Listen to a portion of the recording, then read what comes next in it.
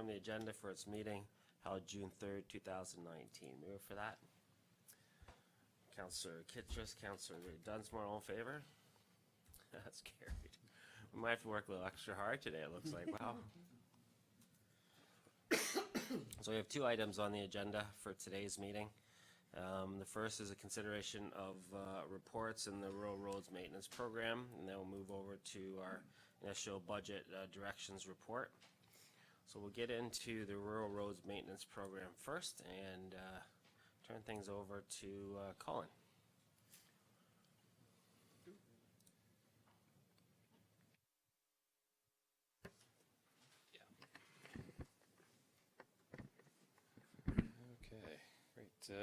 Thanks, Mayor Linton, members of the council. So Rob and I have put together a report on the Rural Road Maintenance Program, just as a follow-up to the Committee of the Whole meeting from a couple weeks ago. And just to maybe clarify, I think some of the verbal responses that were given kind of off the cuff, and just get some more hard numbers to those responses as we were kind of ballparking some estimates to some of those responses. So I think maybe how we'll start is how the presentation's kind of set up is we've got a bit of an overview, kind of a visual overview of the maintenance gravel program. So I think I'll get Rob to come on forward and provide that overview, just how the maintenance gravel program works and kind of what a road cross section looks like, and some of the things that we're trying to accomplish through the maintenance gravel program. So I think I'll hand it over to Rob to just kind of walk council through that. Welcome, Rob. Hi. Thank you. Yeah, so do you want to go to the slides first, or? Sure. So I'll just do some explaining on how things kind of look when we're doing some maintenance gravel. So there's a couple of drawings there. One's for a super elevated section and the other's just a basic road platform, and it kind of takes into account the crown of the road, and it shows some ditches and basically how the road should be shaped at the end of the day. So the objective is to get maintenance gravel down the center of the road, and then it's followed in behind with the graders, and the graders then will start to use their grader with the moldboard and start shaping that road. And the idea behind the crown is you want your center line road higher than your sides to allow for proper drainage. So some of the impacts to gravel road is a flat road, of course, where it can hold water. Another impact is rain. Rain is very hard on the gravel as it creates potholes. And then the other factors that come into it are just traffic. Traffic at stop signs, where you start to go through an intersection, they tend to spin a little bit and it causes that chopboard effect.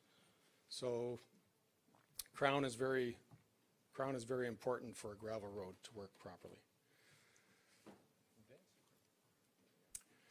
So we have 4 graders in our system. 2 of the graders are Grade Pro. So this is a electronic system where you can key in what angle of slope you want to achieve for that road. So the 2 graders that have that are set to 4%. That's typical, 3 to 4% for cross slope. And the other graders that don't have this, they have an instrument in the cab where they can adjust. So whenever they move that moldboard, that system tells you where the moldboard is at. It's not as nice as the electronic version, but it does achieve the same thing.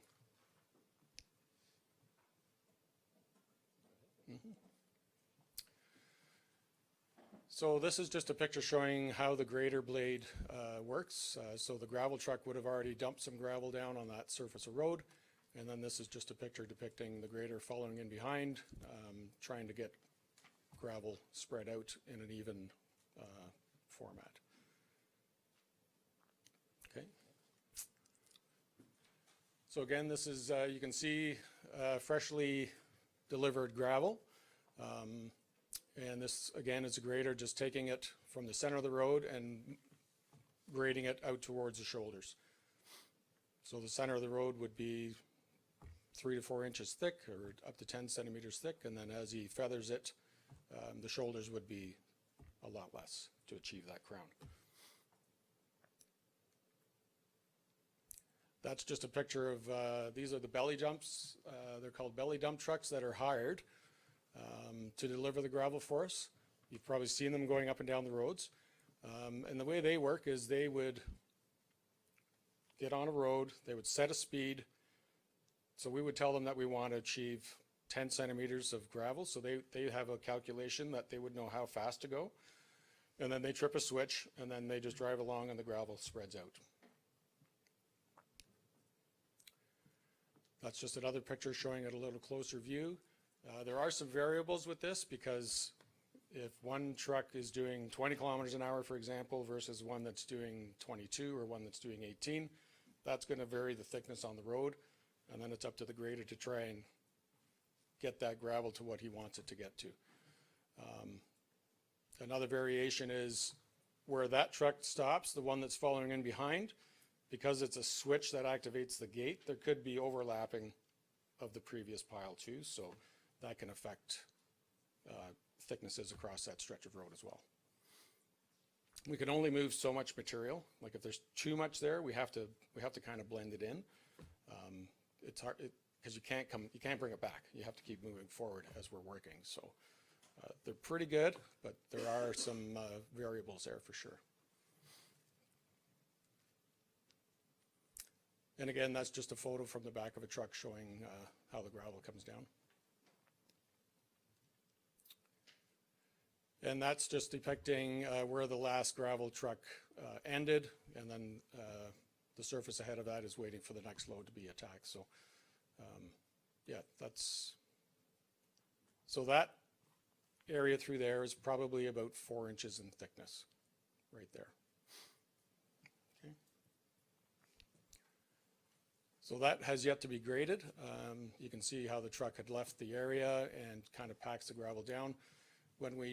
Once the grader has graded that surface, we have rubber rollers that are attached to the back of all 4 graders.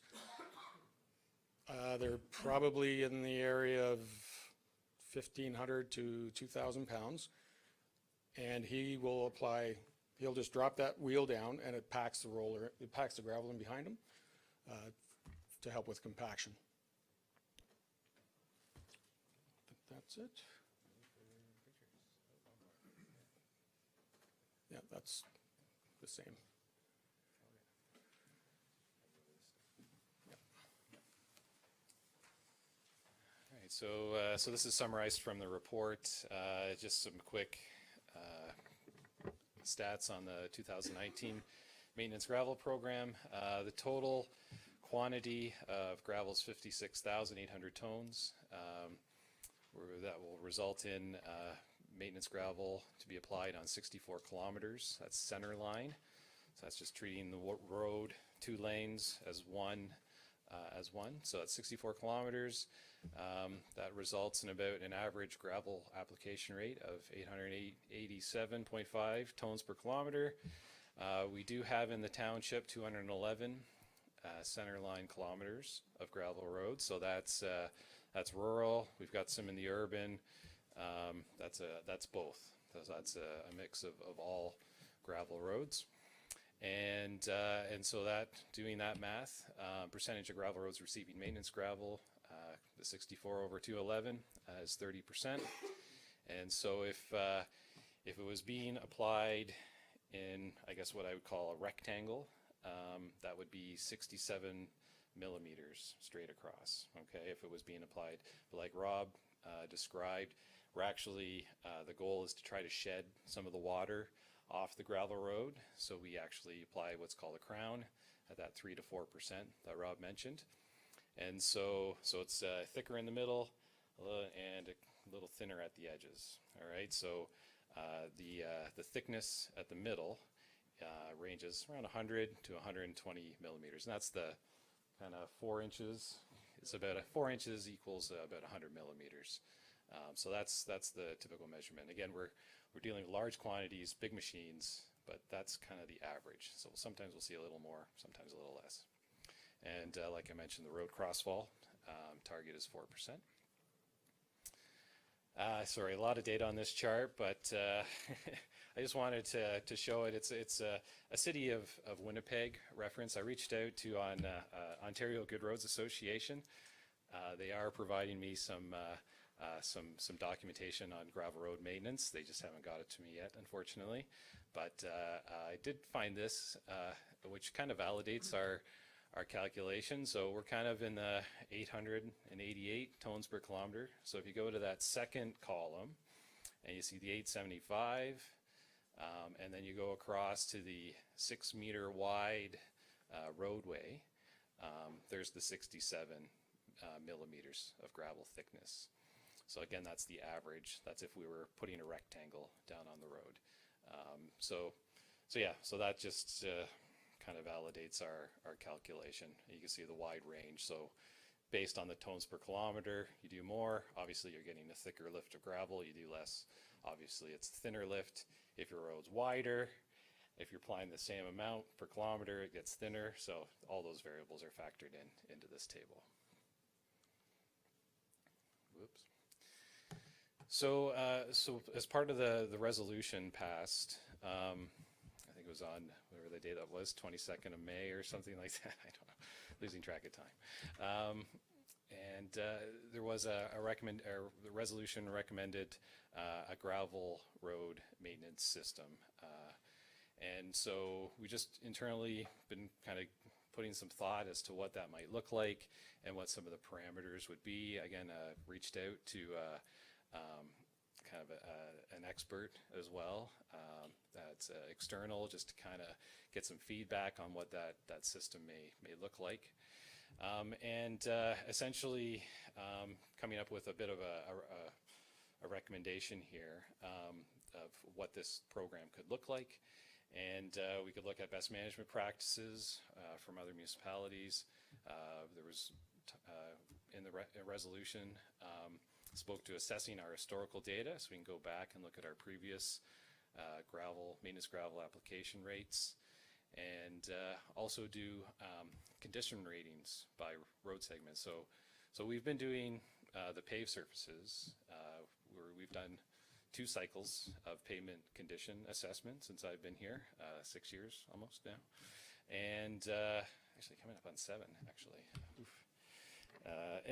So we've got 2 cycles of road condition data, and essentially that's told us, gave us great data on our paved surfaces, but we've never really looked at the gravel segments in a whole lot of detail. So that's what this would do. This would develop a condition rating by road segment, and talking to the gravel road expert there last week, he said there's no point doing this now because all your roads, gravel roads, will look great, which is really the truth. Like after the maintenance gravel program, they're going to look a whole lot better. He recommended that the conditions be assessed in the spring, in the early spring, as the frost is starting to come out, and when the conditions are the worst. That way he can assess the drainage, the roadside drainage, the ditches, the degree of rutting, potholes that are appearing in the roads, and frost boils. That's another challenge that we see in the spring. And really get a solid assessment, comprehensive, of all 211 centerline kilometers of our gravel road system. There would also be some traffic counts where data does not exist or is out of date. We'd also be looking for priority ranking for capital investment and maintenance expenses. There'd be recommendations for time of need and rehabilitation strategies for the gravel roads, and also for funding levels, and then how to finance them as well. And then at the end of it, it would provide, which was also in the recommendation, the timelines to bring the gravel roads back to a satisfactory state. So typically these are done as part of a road needs assessment, which looks at both gravel and paved surfaces. So what could be done also as part of 2020, it's not in the scope of work that we're proposing, but there could be a follow-up that builds upon our road condition assessment It kind of takes the sections 5 through 8 there of A and does the exact same thing for the paved surfaces. So really focusing on kind of what rehabilitation, what can we do to the paved surfaces to extend the service life of our paved surfaces before we hit a full road reconstruction. There's different rehab steps, whether it's crack sealing or a surface treatment, depending on the state and condition of the road. So that could be a second phase, as that could, we're going to consider as part of the 2020 budget deliberations. So, and of course, all this data would be I think, fantastic to include in our next asset management plan update. So I think with that, open it up to questions. Great, thanks very much, Colin. Thanks very much, Rob, for this update. So there is a little bit of a difference between the 50% and the 30%, so I'll make sure that my next mirror is monthly, because I did talk about 50% in the last one, so I'll make the correction in the upcoming one, making sure that people know what the numbers are. Councilor McLean? Thanks, Kelly. One question, Colin. Some gravel roads have a lot worse problems with reaction to frost than other gravel roads. And is there any thought of making those paved roads to long-term possibly save money versus leaving them as gravel? Yeah, through Mayor Linton, great question. There's definitely literature out there that looks at, where's that break point where it makes sense to have, the gravel roads converted to paved. And that's something I think we would look through this roads needs study, is look at, okay, traffic volume wise, are we getting to that point where there's more maintenance being performed on a given segment of road, that it would be, from a life cycle cost analysis basis, more efficient to pave and have minimal maintenance. The only thing is, if you pave a road that has an inadequate road base, really the life cycle of that road is going to be very short. You just can't pave on a road base that's inadequate, that doesn't have proper drainage, that doesn't have the proper granular materials.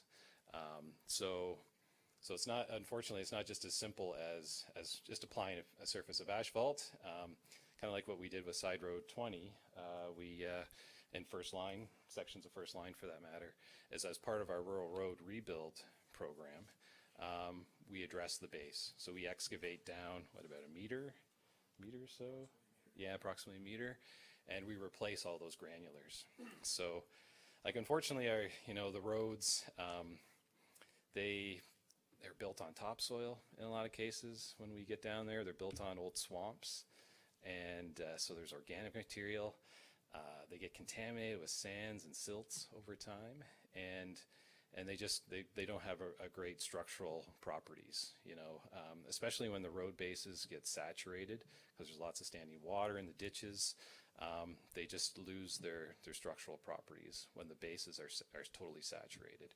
And so that's what we see a lot through swamps and through some areas with poor drainage. Just the roads start to lose their structural adequacy in the spring, and that's what we want to assess, and that's what we want to approve as part of this road needs study. Follow up, Councilor Mack? Actually, it's a two-part question. First, would it be volume-based only? Number two is, I guess first, would it be volume-based only? Because some of the worst roads are not necessarily very high volume, I guess. Yeah, no, another great question.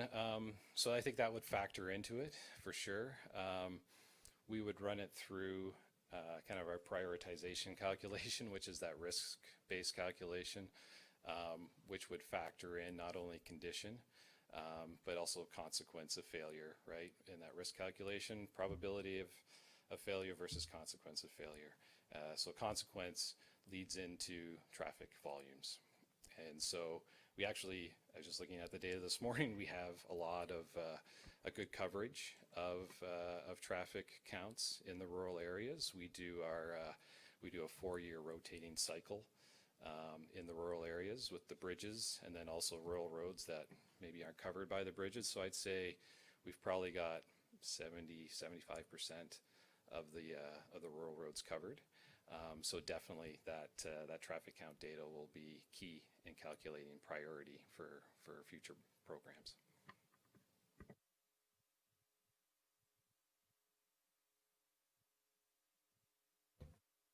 Thanks. Another unrelated question almost. You mentioned the pavement possibility of going forward with the rural paved roads and the different levels of maintenance that you can do. A few years back, I can't remember how long it was now, you added hot patch to the cold patch that we used to do all the time. But I noticed you're still using cold patch in certain areas. And why is that?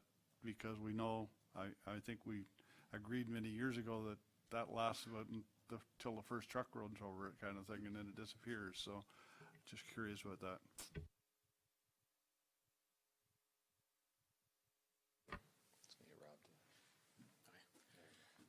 Yeah, so we do continue to use some cold patch. We have to wait for the asphalt plants to be open in order to get the hot patch, and it depends on when they're making it as well. So we're trying to use hot patch as long as we can through the summer months, and in the winter months we typically use the cold mix. And if it's not available on a specific day through the summer where we need to fill some holes, we'll use cold patch. Councilor McRae? Thank you, Marilyn. This is for either Rob or Colin. I'm just curious, the section of Irvine between Side Road 15 and the paved section, is that calcium that you put on there or something else? Because that is one heck of a hard surface, which is rather nice. For sure. Yeah, through Mayor Linton. Yeah, so that is part of our dust suppressant program.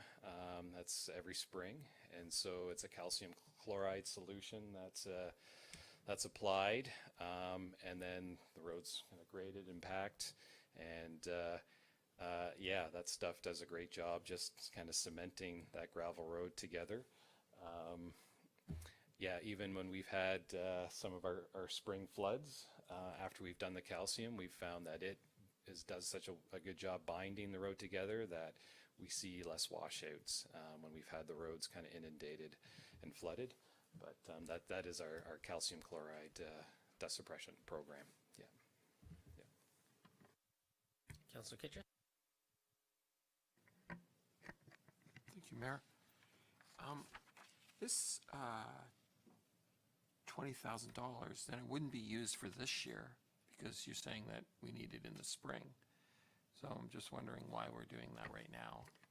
That's number one. Oh, yeah. And number two is the resolution. So this is to follow through with the resolution that we made in May. And so I'm just wondering, like, is some of it going to be done now, or how's that going? Sure. Yeah, no, great question. Through Mayor Linton. So it's hard to estimate when the spring thaw will occur. But kind of my thinking was if there's a commitment at council to do this work, that it would be organized this year. And then as soon as the spring thaw happened, which could be late February, March, very early in the year. I think we had a late thaw, April. It started kind of the second week of April. That yeah, it would be, we'd just be getting organized. So I don't think we'd incur any costs this year, but it says to staff, that there's a commitment to proceed. I wouldn't want to get somebody lined up ready to go and say budget approval didn't happen until February, and then the individual's busy, and we don't have an opportunity. We miss that window, which is maybe only 3 or 4 weeks long. just adding to that, I think what Colin and I talked about is we can get somebody in place and start using some of their background and expertise on what would a program look like, what do we need to look at, so that as we start coming forward for numbers for this year's budget, when we start talking about how much are we looking to do, at least we'll have a bit of a perspective, I think is what we're trying to get at, to be able to come back to council with some of the questions you're asking for this year's budget. So, you know, is the number that we're using now in some of these calculations and bases what others are using, and is it realistic, so we can inform council better? Councillor Kitchus? Did we ever have a standards historically or anything? So, done some research, and we don't know exactly what happened prior to amalgamation. We have some estimates of the amount of gravel, but just from some of the research that I've done, prior to amalgamation, I guess there was an MTO subsidy for gravel roads. So the province actually subsidized the maintenance gravel applied every year. And basically, I learned this talking to, again, the expert there last week. So basically, a road needs study would be prepared by every municipality, and that would be submitted to the province as a requirement, and then you'd receive your subsidy. And and the criteria for gravel roads, again, while the subsidy was being applied, was 75 millimeters. Right, so basically a three inch lift, and doing a gravel road every 3 years.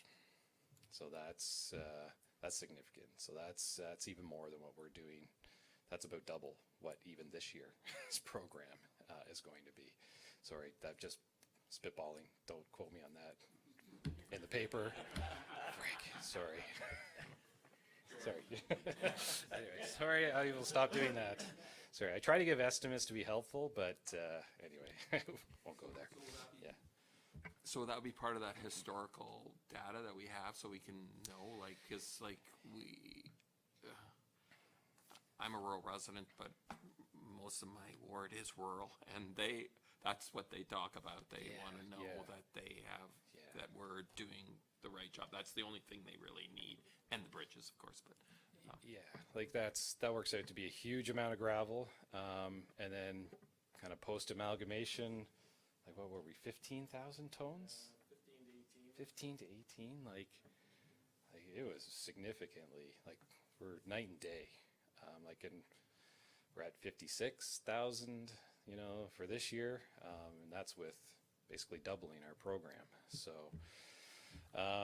yeah, it would have been a very different, but MTO provincial subsidy, right? Like that's, I think, the big difference. Demonstrating to the province, okay, here's the priorities for the roads. Okay, municipalities, here's your subsidy to address the gravel roads. So just to clarify, so while we were getting the money from the province, we were putting all kinds of gravel on the roads. Once that subsidy ended, that program ended, and that was around after amalgamation. So for how long have we not been? I think it started probably in the mid-90s. The subsidy, I believe, ended.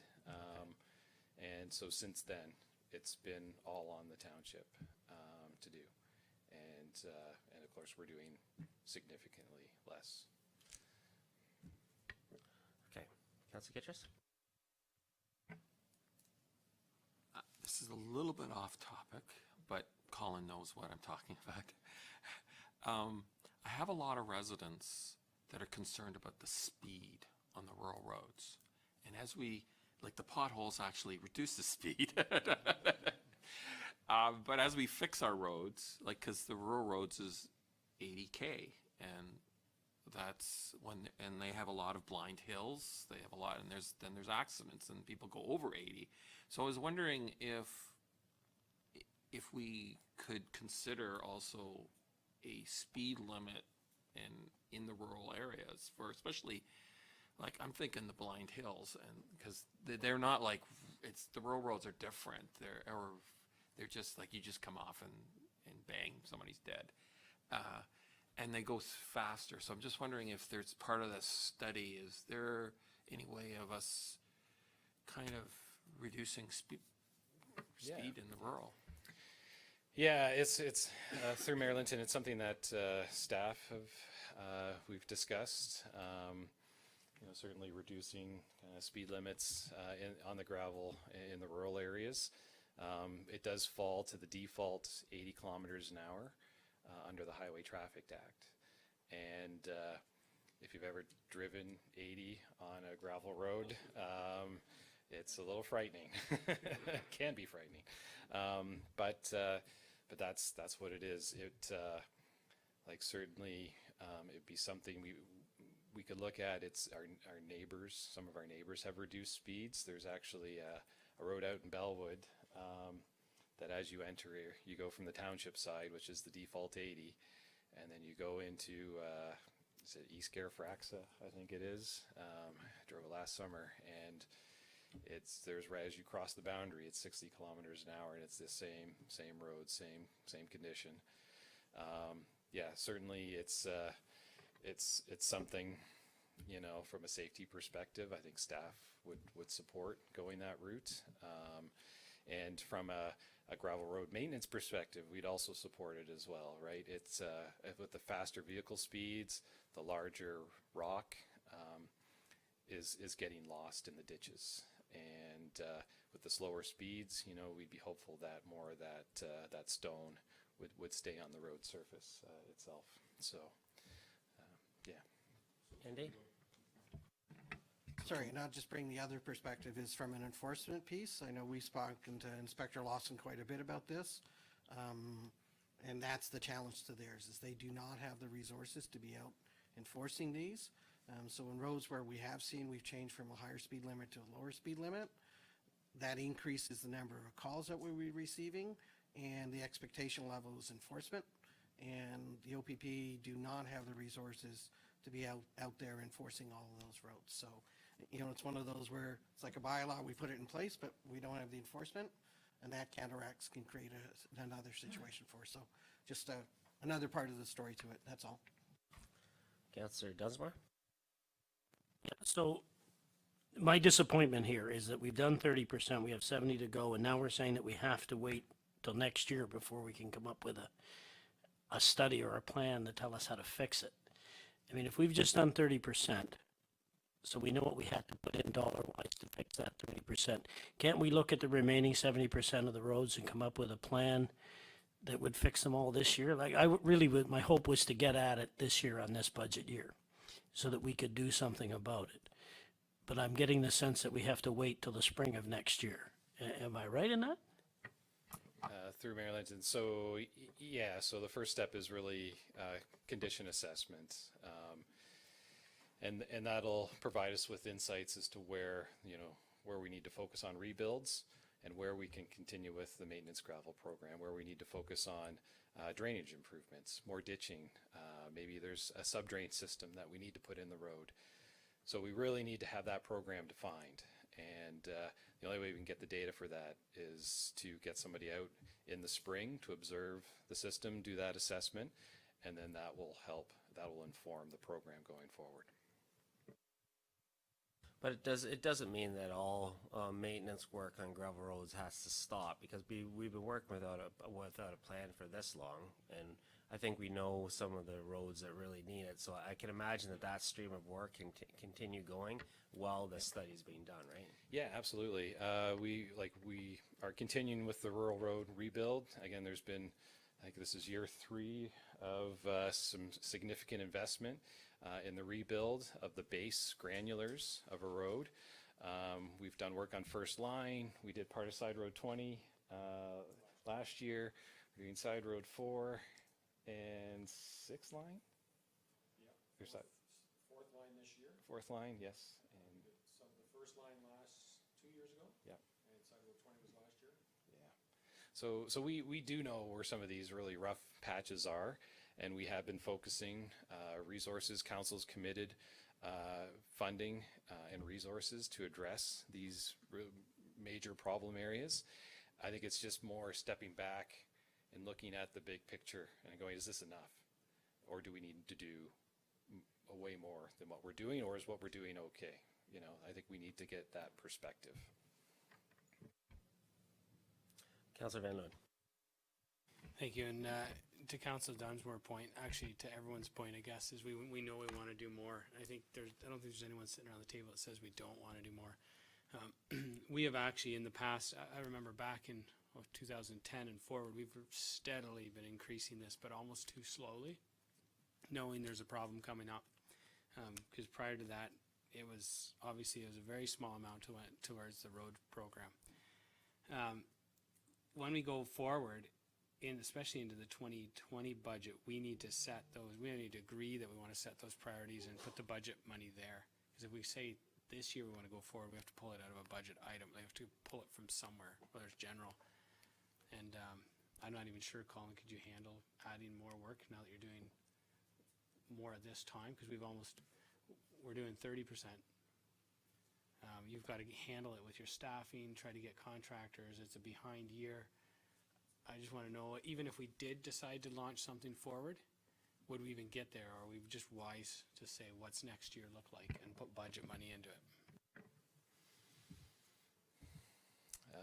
I think at this rate, yeah, do you want to speak to resourcing? Love the idea. But we've also started calciuming a lot of our roads. So if we went back and applied new material to those surfaces, we'd have to reapply calcium again. So that would be a significant amount of money as well. Councillor McCray. Thank you, Marilyn. I agree with Colin that we need to step back and look from a bigger picture, broader perspective of what we need to do going forward. But if we know that the amount we committed this time covers 30%, if we at least thought, let's at least put money aside for a minimum of 30% for next year, that at least has the money sitting aside ready to go as soon as we're able to identify roads. The other question I have is, at the Bellwood Town Hall, there are a group of residents who reside on the north side of a closed bridge. And for the life of me, I don't know what that road is. I don't have my notes here. But I'm wondering, have we planned in what we're proposing to do for gravel maintenance to put in sort of a turnaround area for them so the school bus can go down, turn around and go back up, as opposed to the kids walking a mile?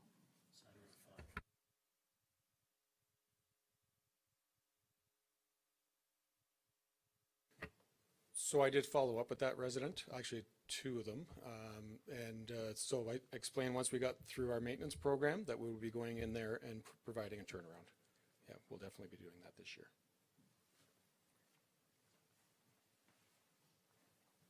Councillor McElwain. Thanks, Kelly. I just want to step back to talking with speed limits again and ask if we talked about speed limits on gravel roads. I would like to have that conversation, as we have before, had that same conversation about some of the side roads, paved side roads with the ones that have no shoulder to speak of and no center line and et cetera. They're not safe at 80 clicks either. Yeah, Andy? We'd be happy to do that. I think the important piece is to try to get to the rebuild piece, and then we could take a look at that. This is already taxing on staff of trying to, with the workload. So, if the council's fine with the stage piece, we're going to be trying to work on something for the capital budget for 220 and then working on the road piece. But, to look at all of that at once, we won't get the regular work done from a staffing load piece. So we can put it on the list if that would be something to do. But we're trying to focus priority on getting the road rebuild, as the reports and the studies and all that at this point in time. Councillor Van Loon. Thank you. And the speed limit is not a new idea. It's something we've been working on. I'm pretty sure it's in our tracking sheet, is it not, from previous councils? There's something in the past we Completed the urban road gravel speed limit. We didn't talk about the. But we have spoken about it in the past. I'm wondering, can we put that on our tracking list again for just so that it's there? We can get back to it. Is that If something council that's so a good directs spot? as an overall resolution of council, then so directs, and that's Right. what we can look at. Because again, like I said, I do remember speaking partially about it, but I want to make sure we track through it. And if you can't get to it, at least we know it's going to sit there and for another year or two.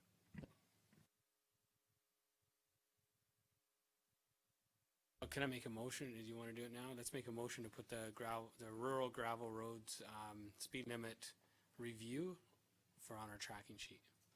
That's, Could I amend that to include paved roads? Rural roads, period?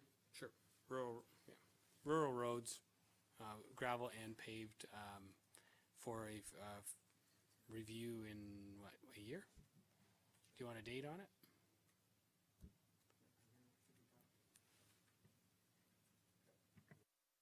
So moved, seconded. Councilor Kitchus, all in favor? And that's carried. Okay, matter at hand. Let me read the recommendation here. That the Council of the Township of Center Wellington receive as information an update on the 2019 Rural Roads Maintenance Program, and that Council directs staff to proceed with gravel roads management strategy with an estimated budget of $20,000 to be funded from the General Capital Reserve. Moved by Councilor McCrae, seconded by Councilor McElwain. All in favor? And that is carried. Thanks, Rob. Thanks, Colin. We're looking forward to the compliments and the positive comments streaming in as this gravel road rebuild continues. Okay, moving on to the 2020 little thing called budget and directions report. And we're going to turn things over to our Managing Director of Corporate Service Treasurer. And the purpose of this report is really in response to Council's request to have direction and influence in the budget process a little bit earlier on. So we're doing this in June, and it's a little bit more deliberate than what we've done in the past. There are a series of resolutions, and it provides Council with the opportunity to provide direction to staff so that staff can then start the process of working with all the different departments and building the budget, and then coming back to Council for approval. So we're trying to upfront some of the direction received from staff from Council in this session. So I think that's a very positive thing. And thanks, Dan and Mark, for leading us through this. Dan? Thank you, Mayor Linton. So getting into the presentation, I'm going to go through the entire presentation all at once, and then I believe we'll come back and address questions in each specific section after the fact. But I'll make sure we go through some of the proposed resolutions a few times through the session. So the purpose of this meeting is to get direction from Council on the initial draft of the 2020 budget. We did have a budget schedule approved by Council in May of this year that looks at having overall budget approval by the end of the year in December. And this is really the first steps of that initiative to try to get the budget in place before the start of the next calendar year. There are 8 specific sections that we'd like to go through with Council today, and with those 8 sections there are 8 very specific resolutions that are recommended by staff that we could go through with Council. So I'm going to, as a high-level introduction for each of the 8 sections, I'm going to review or present the suggested resolutions now, just so you can start thinking about them, and then we'll go through the presentation from there. So section 1 is with respect to inflation, and the proposed resolution is that staff be directed to maintain a tax rate increase equal to or less than the calculated township index, which we'll talk about in a few minutes, which is currently calculated at 2.7%, before adding the dedicated capital levy impacts.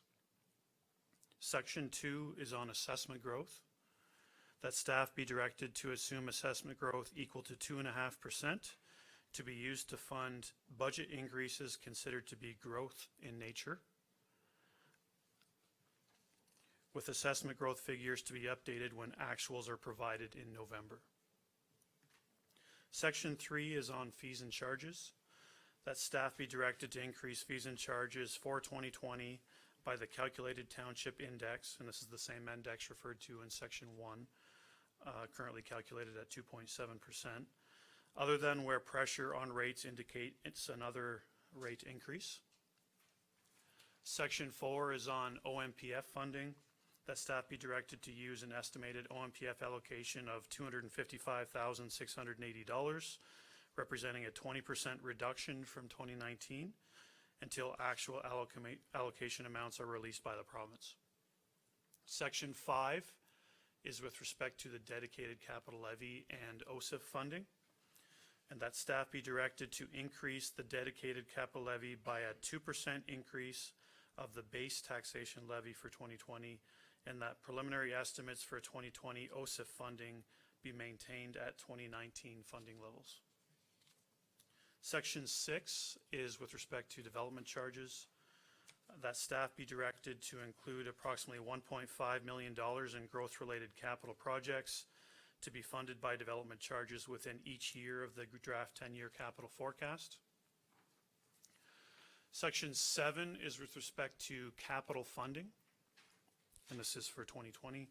That staff be directed to allocate the following funding to the draft budget as per Section 7 of Report COR 2019-44 dated June 3rd, 2019.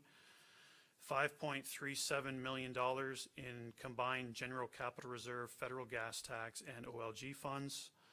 An increase in funding of $158,000 to the equipment and vehicle replacement reserves, and allocations to the WSIB reserve, insurance claims reserve, contingency reserve, and legal matter reserve as per township funding targets in the reserve policy. And finally, Section 8 is more specifically relating to OLG funding. That council pass a bylaw to approve the new OLG funding allocation policy to be used in allocating OLG funds starting with the 2020 budget. So that is a summary of all 8 staff recommended resolutions. And now we're going to go through each one and provide a little bit more substance to each of the resolutions. And then we'll deal with questions and council direction after the presentation. So Section 1 refers to inflation. We've provided a few graphs that I'll get to in a few minutes, but we're showing an inflationary index that is more operating in nature, which is the consumer price index. And we have an index that is more capital in nature, which is the non-residential building construction price index.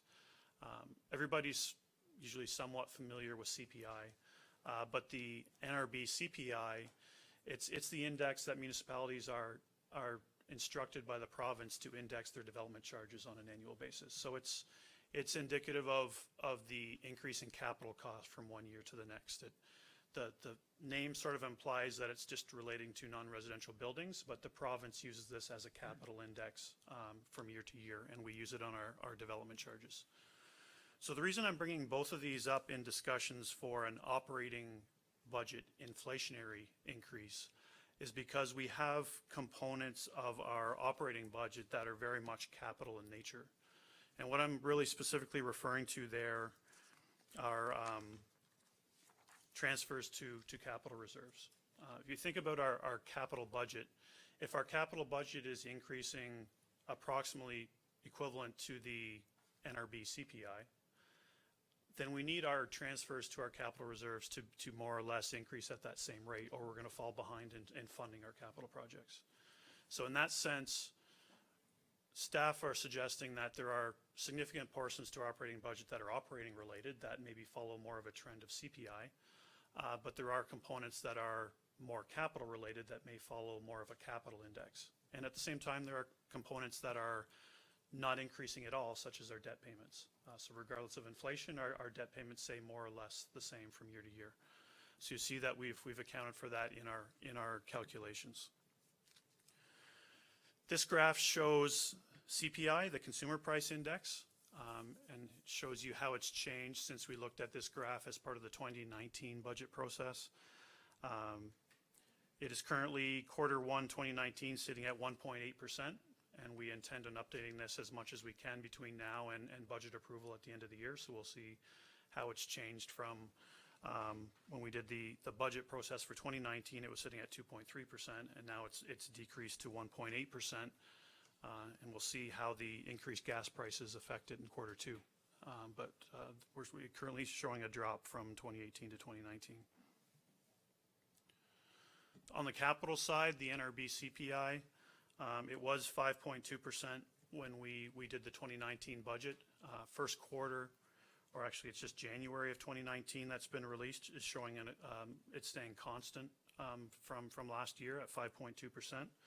So that would suggest that capital costs generally are increasing by approximately 5% from one year to the next. This is that combined approach that I was referring to earlier, where we have pure operating costs, capital-related transfers to reserves that fund capital projects, and then we have debt payments that don't really increase at inflationary levels. And if you look at the 2019 budget from a net expenditure perspective and apply those increases that we just talked about, 1.8% for operating, 5.2% for capital, 0% for debt, you get a blended increase of 2.7%, which I'm referring to as a township index, a blended township index, which would provide the justification of if the indexes are accurate, then our increase in operating cost is at about 2.7% on a blended basis. And just from a comparison perspective, we did that same calculation as part of the 2019 budget, and at that point in time, it was 3.1%. So it's gone down from, it was third quarter 2018 that we used to do the 2019 budget.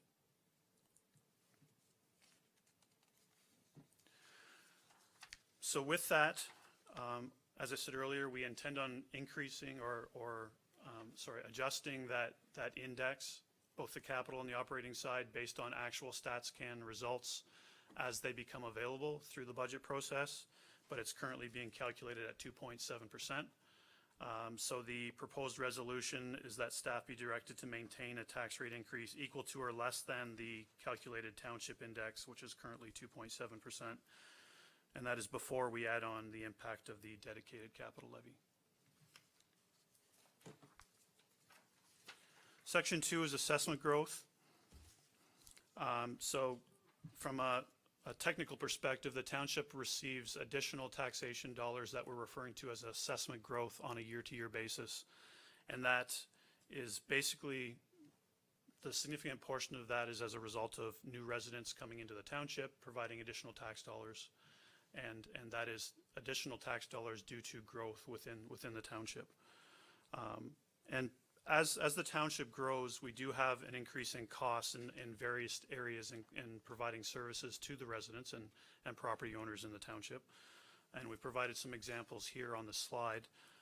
More roads, sidewalks, water, wastewater mains, stormwater management facilities, expansions to wastewater treatment facilities, more sports fields, playgrounds, increased demand for programs, more processing from an administration and customer service perspective.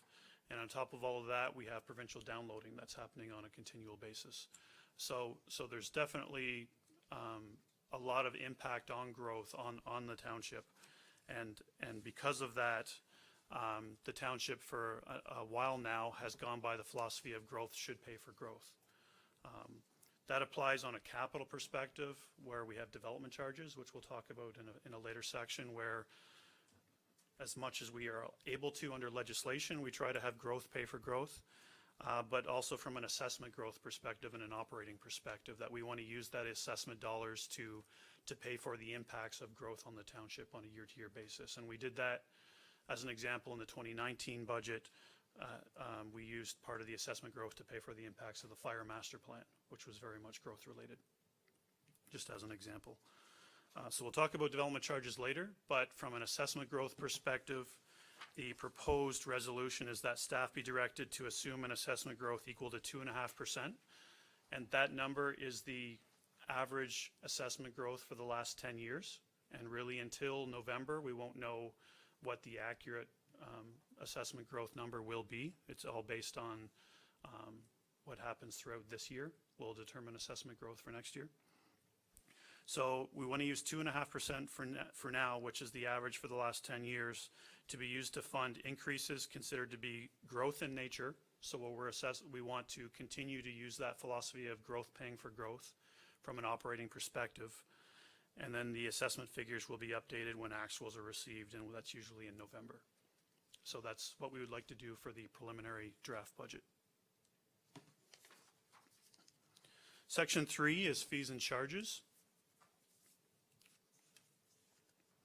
So we do a fees and charges bylaw annually. And we typically pass that bylaw as part of the budget process because it does have a major impact on the budget. We have fees and charges that obviously provide revenue within the budget process, and it determines how much tax subsidization is needed for various services within the organization. So it makes sense to do that as part of the budget process. We typically try to, at a minimum, increase these fees and charges by inflationary levels. That way the tax subsidization does not change or does not increase over time. And just as a point of interest, we will be doing a review of the building and planning fees this year to determine what those rates should be going forward and what the tax subsidization is, especially for planning going forward. That's happening this year. After that's complete, we'll be looking internally at the Parks and Recreation fees. We're not sure, based on timing and workload, when we'll be able to accomplish that. And then thirdly, we'll be doing a water wastewater rate study in 2020, which will help us determine full cost recovery for water wastewater rates, which were last set about 5 years ago. So we are looking at estimating and determining tax subsidization amounts currently, but it'll be definitely be part of the fees and charges bylaw for 2020. So the proposed resolution is that staff be directed to increase fees and charges for 2020 by the township index, which was 2.7%, other than where pressure on rates indicates alternative rate increases. And we did have pressure on certain rates in 2019. Just as an example, we had increased Parks and Rec fees by 3.5% because there was pressure from additional fees from the minimum wage increase, as an example, in Parks and Recreation. And we had a slightly higher increase in cemeteries in comparison to inflation because of the costs associated with maintaining the cemeteries. So where pressure indicates, we'll direct staff to look at it, alternate forms of increases, but otherwise we want to stick to that township index that's been calculated. Section 4 is OMPF funding. OMPF stands for the Ontario Municipal Partnership Fund, and it is funding that we receive from the province annually. It has decreased significantly since 2009, and I'll show you the numbers in a few minutes. And in the recent history, it's been decreasing by about 15 to 20% per year, which is fairly significant, but it's less of an impact on the township now that we're down to such a small number from a funding perspective. And another piece of caution is that the province is currently reviewing the program, and they will ensure that the 2020 allocations will be communicated to us before the end of 2019. So we don't know what their intent is there, but you can see what's been happening on this graph since 2009. 2009, we were receiving roughly $1.54 million from the province. In comparison to this year, where we're receiving approximately $319,000. So that's approximately an 80% or a $1.2 million decrease since 2009. And another point of interest is the township of Centre Wellington is receives the least amount of OMPF funding across the county. So the county itself and all other lower tiers within the county receive more OMPF funding than we do. So because this program is under review and because we've been seeing 15 to 20% reductions for the last few years annually, staff are looking for direction to estimate OMPF funding for 2020 at $255,680, which represents a 20% reduction from the 2019 figure. And we'll obviously update that when we get actual numbers from the province, which is going to be sometime in this calendar year. Section 5, dedicated capital levy and OSIF funding. So these are the two sources of funding for our bridges and major culverts, both from a rehabilitation and a replacement perspective. Looking at the OSIF, or the Ontario Community Infrastructure Fund first, it was anticipated to increase slightly going from 2019 to 2020.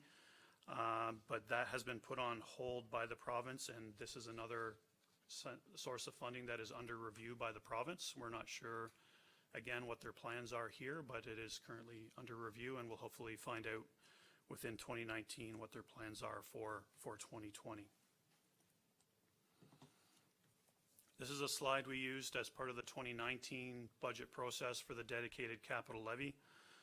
So the dedicated levy has been in place since 2015, and each year it represents a 2% increase to the township's base taxation levy, compounding annually. And this is a chart of how that's been working for the average assessed residential property. So it started off at $17 for the average assessed property in year one, and it's been compounding and adding annually based on a 2% increase to the base taxation levy each year, to the point where the average assessed residential property in 2019 was paying approximately $95, and that represents roughly 8% of the township component of the tax bill, or 2.3% of the total tax bill. So this graph, again, came from the 2019 budget book, showing the change in dedicated capital levy and OSIF funding since 2015. Dedicated capital levy is shown in blue, OSIF funding is shown in green. So you'll see in 2019, we're showing dedicated capital levy funding of roughly 1.2 million, OSIF funding of approximately 1.2 million, totaling 2.4 million. In 2020, it's going up. Dedicated capital levy is going to 1.48 million approximately, and that'll be confirmed when we get more into looking at what the tax assessment growth is going forward.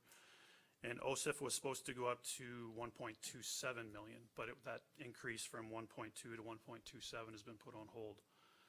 So we'll see what the province wants to do there. And you can see, looking at 2020 and 2021, we're very quickly approaching the $2.8 million number that council established as the limit for the combined dedicated capital levy OSIF funding to go to bridges and major culverts. We don't know, we'll know later this year, but we don't know if we're gonna hit that number with the 2020 budget or the 2021 budget. But you can see it's fairly close, where in 2021, it definitely would not be a 2% increase, it'd be something less than that. So the proposed resolution here is that staff be directed to increase the dedicated capital levy by a 2% increase of the base taxation levy for 2020, and that's the same approach we've used year after year. We just want to continue the process until we hit that $2.8 million number, and that preliminary estimates for the 2020 OSIF funding be maintained at 2019 funding levels. So we don't want to plan for the increase at this point for OSIF. We want to maintain status quo until we hear otherwise from the province. Section 6, development charges. This is a significant source of funding for the capital budget and is very much in line with that discussion we had on assessment growth, where growth is paying for growth. It represented 7% of the capital funding in 2019. And through the 2019 budget process, we had estimated a $1.5 million funding commitment for development charges each year of the 10-year forecast, approximately. Some years it was slightly more, some years slightly less, but we tried to come in approximately at $1.5 million a year. The problem we're having is cash flow from a development charge perspective. As most municipalities are running into this scenario, when you do a development charge study, most of the capital work happens early on in the forecast, but the cash coming in happens over a longer period of time, over the time that the township grows. So it's another way of saying that the infrastructure is needed first before you grow. You have to build before you grow. So the development charge study looks at average proceeds coming in from year to year, and it calculates that we should be getting approximately $7 million a year in development charges, $7 million. Last year we got approximately $5 million. So we're bringing in less development charges than the DC study had projected. And that's just a function of growth not happening at the same rate of speed as the development charge study projected. Looking at our DC reserves for 2018, They started with an opening balance of 8.5 million, and they closed 2018 with a balance of 7 million. So the entire DC reserve fund went down $1.5 million throughout 2018. So we're monitoring this. We want to see what happens to development charge proceeds this year, whether we get close to that $7 million number or not, to see if we have to adjust that $1.5 million number that we use to fund capital from year to year. The other issue we're running into is that the province recently released Bill 108. Bill 108 is a bill that is looking to remove certain services from the DC study and put it on the Planning Act. And it's looking at specifically parks, recreation, and studies that will affect the township. They want to take parks, recreation, and studies from the development charge study, completely remove it from the DC process, and make it part of the Planning Act, where we have the cash in lieu of parkland section of the Planning Act. These fees would fall in as something similar to that within the Planning Act. We're waiting on this to be approved, which I'm assuming, based on what I've heard, it could be this week that the province approves Bill 108. And then there should be regulations that need to be passed after that to take into account specifically how you transition from the current process to the process that is involved in Bill 108. But this could have an impact on the funding available to service growth, such as fees, capital projects for parks, recreation, and studies. We don't know if we'll be able to have growth paying for growth until we see what the regulations say. But we'll make sure we update council on that when we get more information. So what we'd like to do from a proposed resolution perspective, at least initially within the budget process, is to direct staff to include approximately 1.5 million in growth-related capital projects to be funded from development charges within each year of the 10-year forecast. And we'll monitor what's happening with Bill 108. We'll monitor our cash flow for development charges. And if we need to change that, we'll be back to council in a future budget meeting this year to recommend that we reduce the 1.5 million. Otherwise, I think the 1.5 million will be good as long as we increase our development charge proceeds this year. Section 7 is capital funding. So this is capital funding to fund the 2020 capital budget. Primary funding for the tax-supported capital budget, and this is excluding bridges and major culverts because that's addressed with the dedicated capital levy and the OSIF funding. We have the equipment vehicle replacement reserves, general capital reserve, federal gas tax, and the OLG funds. Those are our major sources of funding that go into funding tax-supported capital that is not bridges or major culverts. If we look at the vehicle and equipment replacement schedules that were put in the 2019 budget, they are suggesting an increase of 158,000 to move from 2019 to 2020 to fund the planned vehicle and equipment replacement needs for 2020. Staff will be going through those in detail as part of the budget process, but we would like preliminary direction from council to use that as a starting point, and we'll try to refine that with staff as we go through budget meetings throughout the summer and into the fall. The second piece of funding is the general capital reserve. So with these reserves, we do have a reserve and reserve fund policy that is attached to the report that is there for your reference. But we do have approximately 510,000 currently in this reserve that can be put towards funding in the 2020 budget, and council will recall that we were in front of you not too long ago asking for a resolution to allocate the 2018 surplus and money from closed capital projects to the 2020 budget. This is what that number represents. So we have the 510,000. We are recommending a proposed increase to the minimum balance of this reserve from $1 million to $1.1 million. And you'll see in the policy that is dedicated to emergencies or unplanned capital items. It's more like a contingency reserve component to the general capital reserve that we have just in case we need additional funding throughout the year. Just given increase in costs, and we just suggest that the $1 million be increased to $1.1 million as part of the 2020 budget process. And then there is a loan from the general capital reserve to the dedicated capital levy that has a balance of $765,000 that is being paid off over 5 years.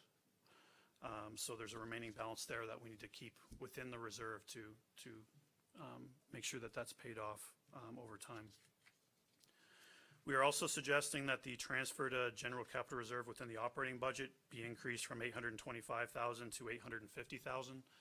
Last year's budget, the 2019 budget, we increased it from $800,000 to $825,000. So we want to keep gradually increasing that transfer over time so that we can keep up with capital inflation. So all of that combined would give us a total available to the 2020 budget process through the general capital reserve of $1.26 million approximately. Federal gas tax, we are scheduled to receive an allocation in 2020 of $855,000 approximately. We had a report to council recently that the federal government gave us an additional allocation in 2019 of $850,000, and we had a recommendation from council to dedicate that to the 2020 budget process.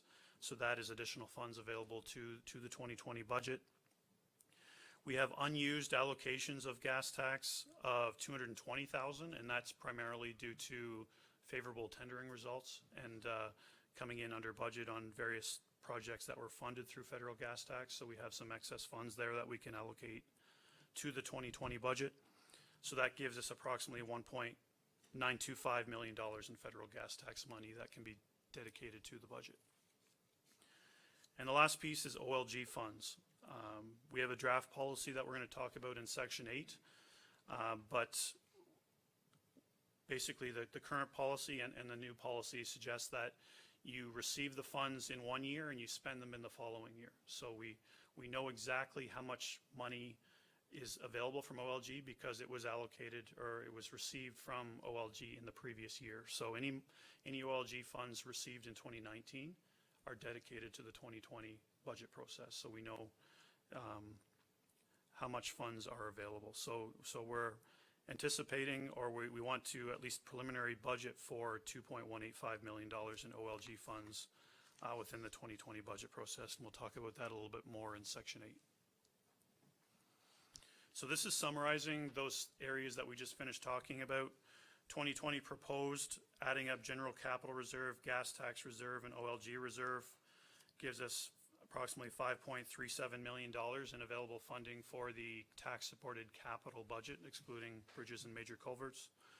And that is quite an increase from the $4 million that we had in 2019.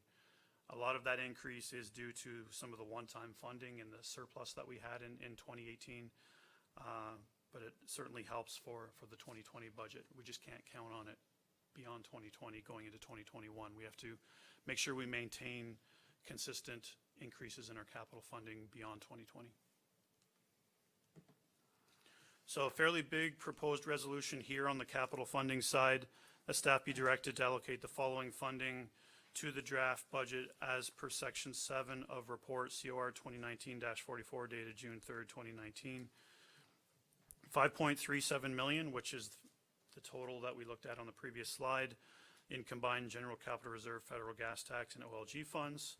An increase in funding of $158,000 to the equipment and vehicle replacement reserve, which staff are going to look at and try to refine as we go through the budget process. And then we do this in each budget process. We have certain reserves that require top-ups to maintain target reserve balances. And those are specifically the WSIB reserve, the insurance claims reserve, contingency reserve, and legal matters reserve, that we want to try to maintain target reserve balances as per the reserve policy. And we've indicated what those balances are within the report itself, and it's within the appendix that shows the reserve and reserve fund policy. So we want to be able to allocate to those reserves as required, and we won't know how much that is yet because we're only in June, and we need to see how much we use those reserves between now and the end of the year before we know how much we need to do a top-up by. But we want to be able to allocate to those reserves as needed to maintain target balances. And the last section is the OLG funding section. We have prepared a new policy for council's consideration. Some of the Significant sections of the policy that are not changing from the current procedures and the current policy are that funds received in a calendar year to be used to fund costs in the following year. Funds are to be kept in an interest-bearing reserve fund, which we're doing now, so it earns interest on an ongoing basis. And the use of the funds will be determined through the budget process, with staff reports to council used to allocate any unused amounts. So those are processes that are in place now that we are suggesting will not change.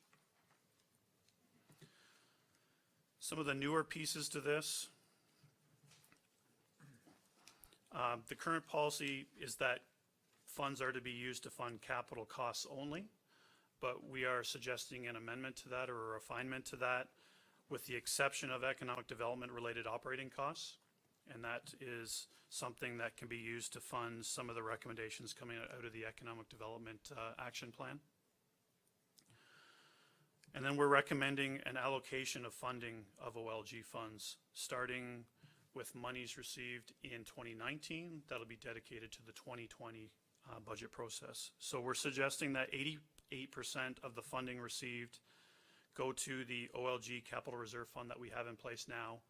That will go towards the funding of capital projects of the township, similar to what we do right now, where it gets approved as part of the budget process, and it can go to capital-related costs of the township, whether it's infrastructure or parks and recreation, based on similar splits that we've used in the past, which has been predominantly infrastructure-related work.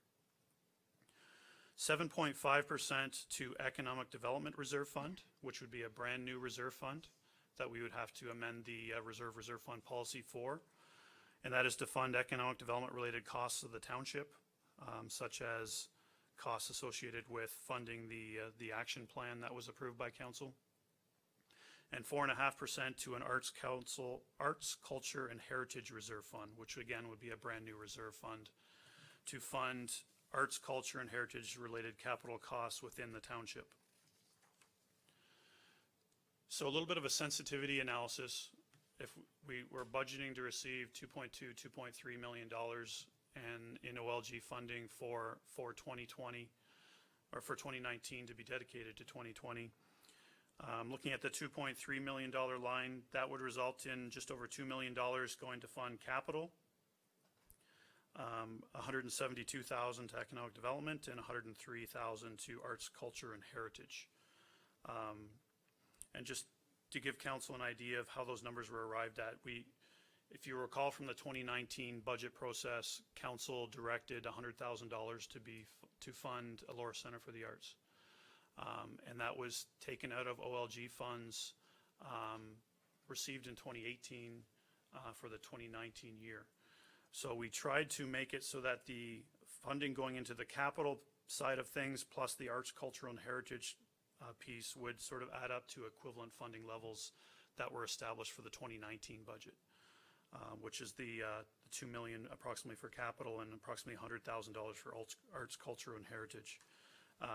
And then the remaining amount it would go to economic development, so that we have dedicated funding from OLG that would fund economic development related initiatives. So we set the percentages to try to keep that same proportion, so that if OLG money goes up, all three areas benefit. If it goes down, all three take a hit. So that is the proposed allocation in the policy itself. So the proposed resolution there is that council pass a bylaw to approve the new OLG funding allocation policy to be used in allocating OLG funding starting with the 2020 budget. So that concludes the presentation, and turn things back over to Mayor Linton. Thanks very much, Dan, for this. Appreciate the work that was put into this. You can tell a lot of thought and work went into this document.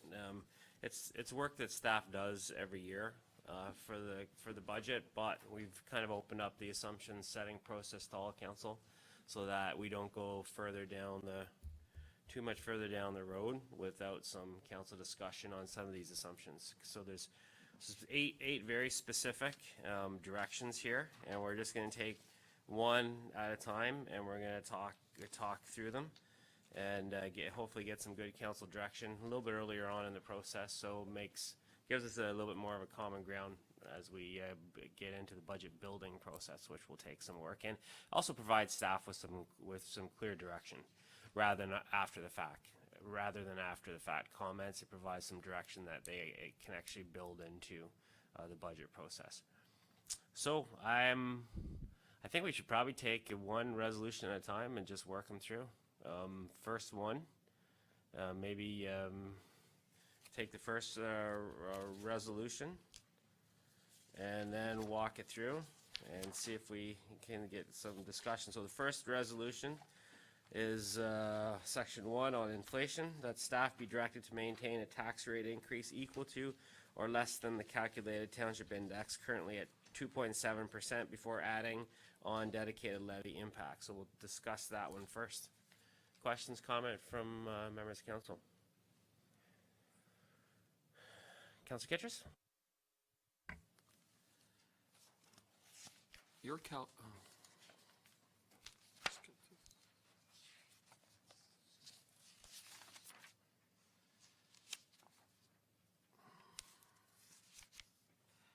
my question is, I have some problems with this 2.7, because it is much higher than any averages than we've ever had in terms of increases for operations. It also is taking one index and using it as a certain proportion and saying that that's part of our operations when it's not that large of a proportion of our operations budget, the capital. So let's say if you say it's 50% and you're dividing the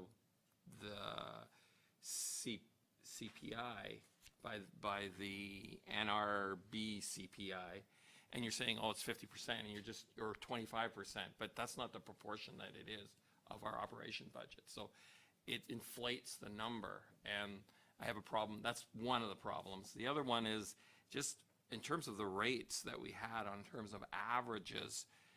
We usually take averages, 5 years, 10 years, but you're just taking last year and then using that as the rate, and it's extremely high. So it just as an averaged out. And so I looked into this, and so those are the two things that I'm wondering how you got that calculation.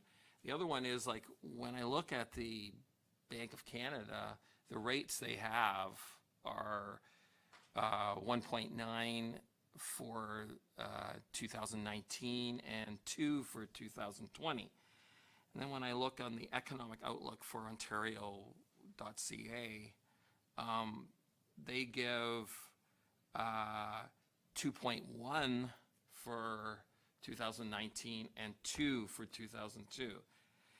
When I look at Statistica, which gives the CPI, it has for 2019 1.69.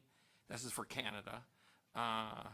And 2020 1.93, and 2021 2, and then 2022 and 2000 is 2.15. So your rate is really, really high to take Center Wellington out of the whole context of what we're doing. And the first things are those how you calculate it in terms of taking the proportion.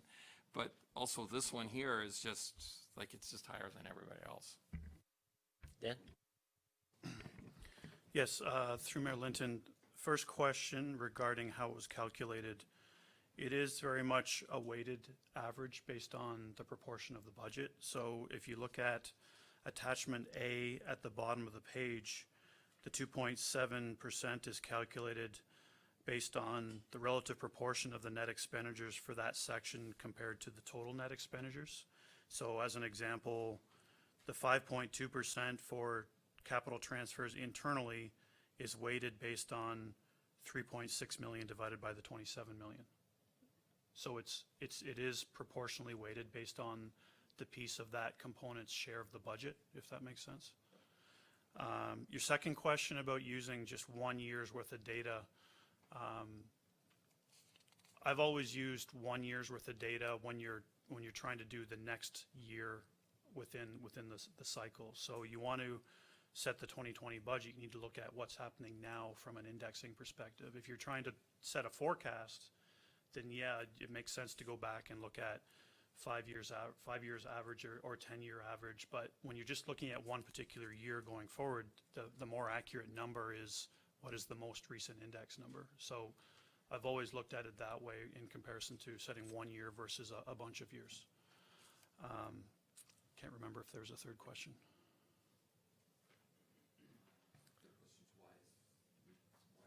Why are we different than the rest of Canada? Through Mayor Linton, these numbers are based on the Ontario StatScan numbers.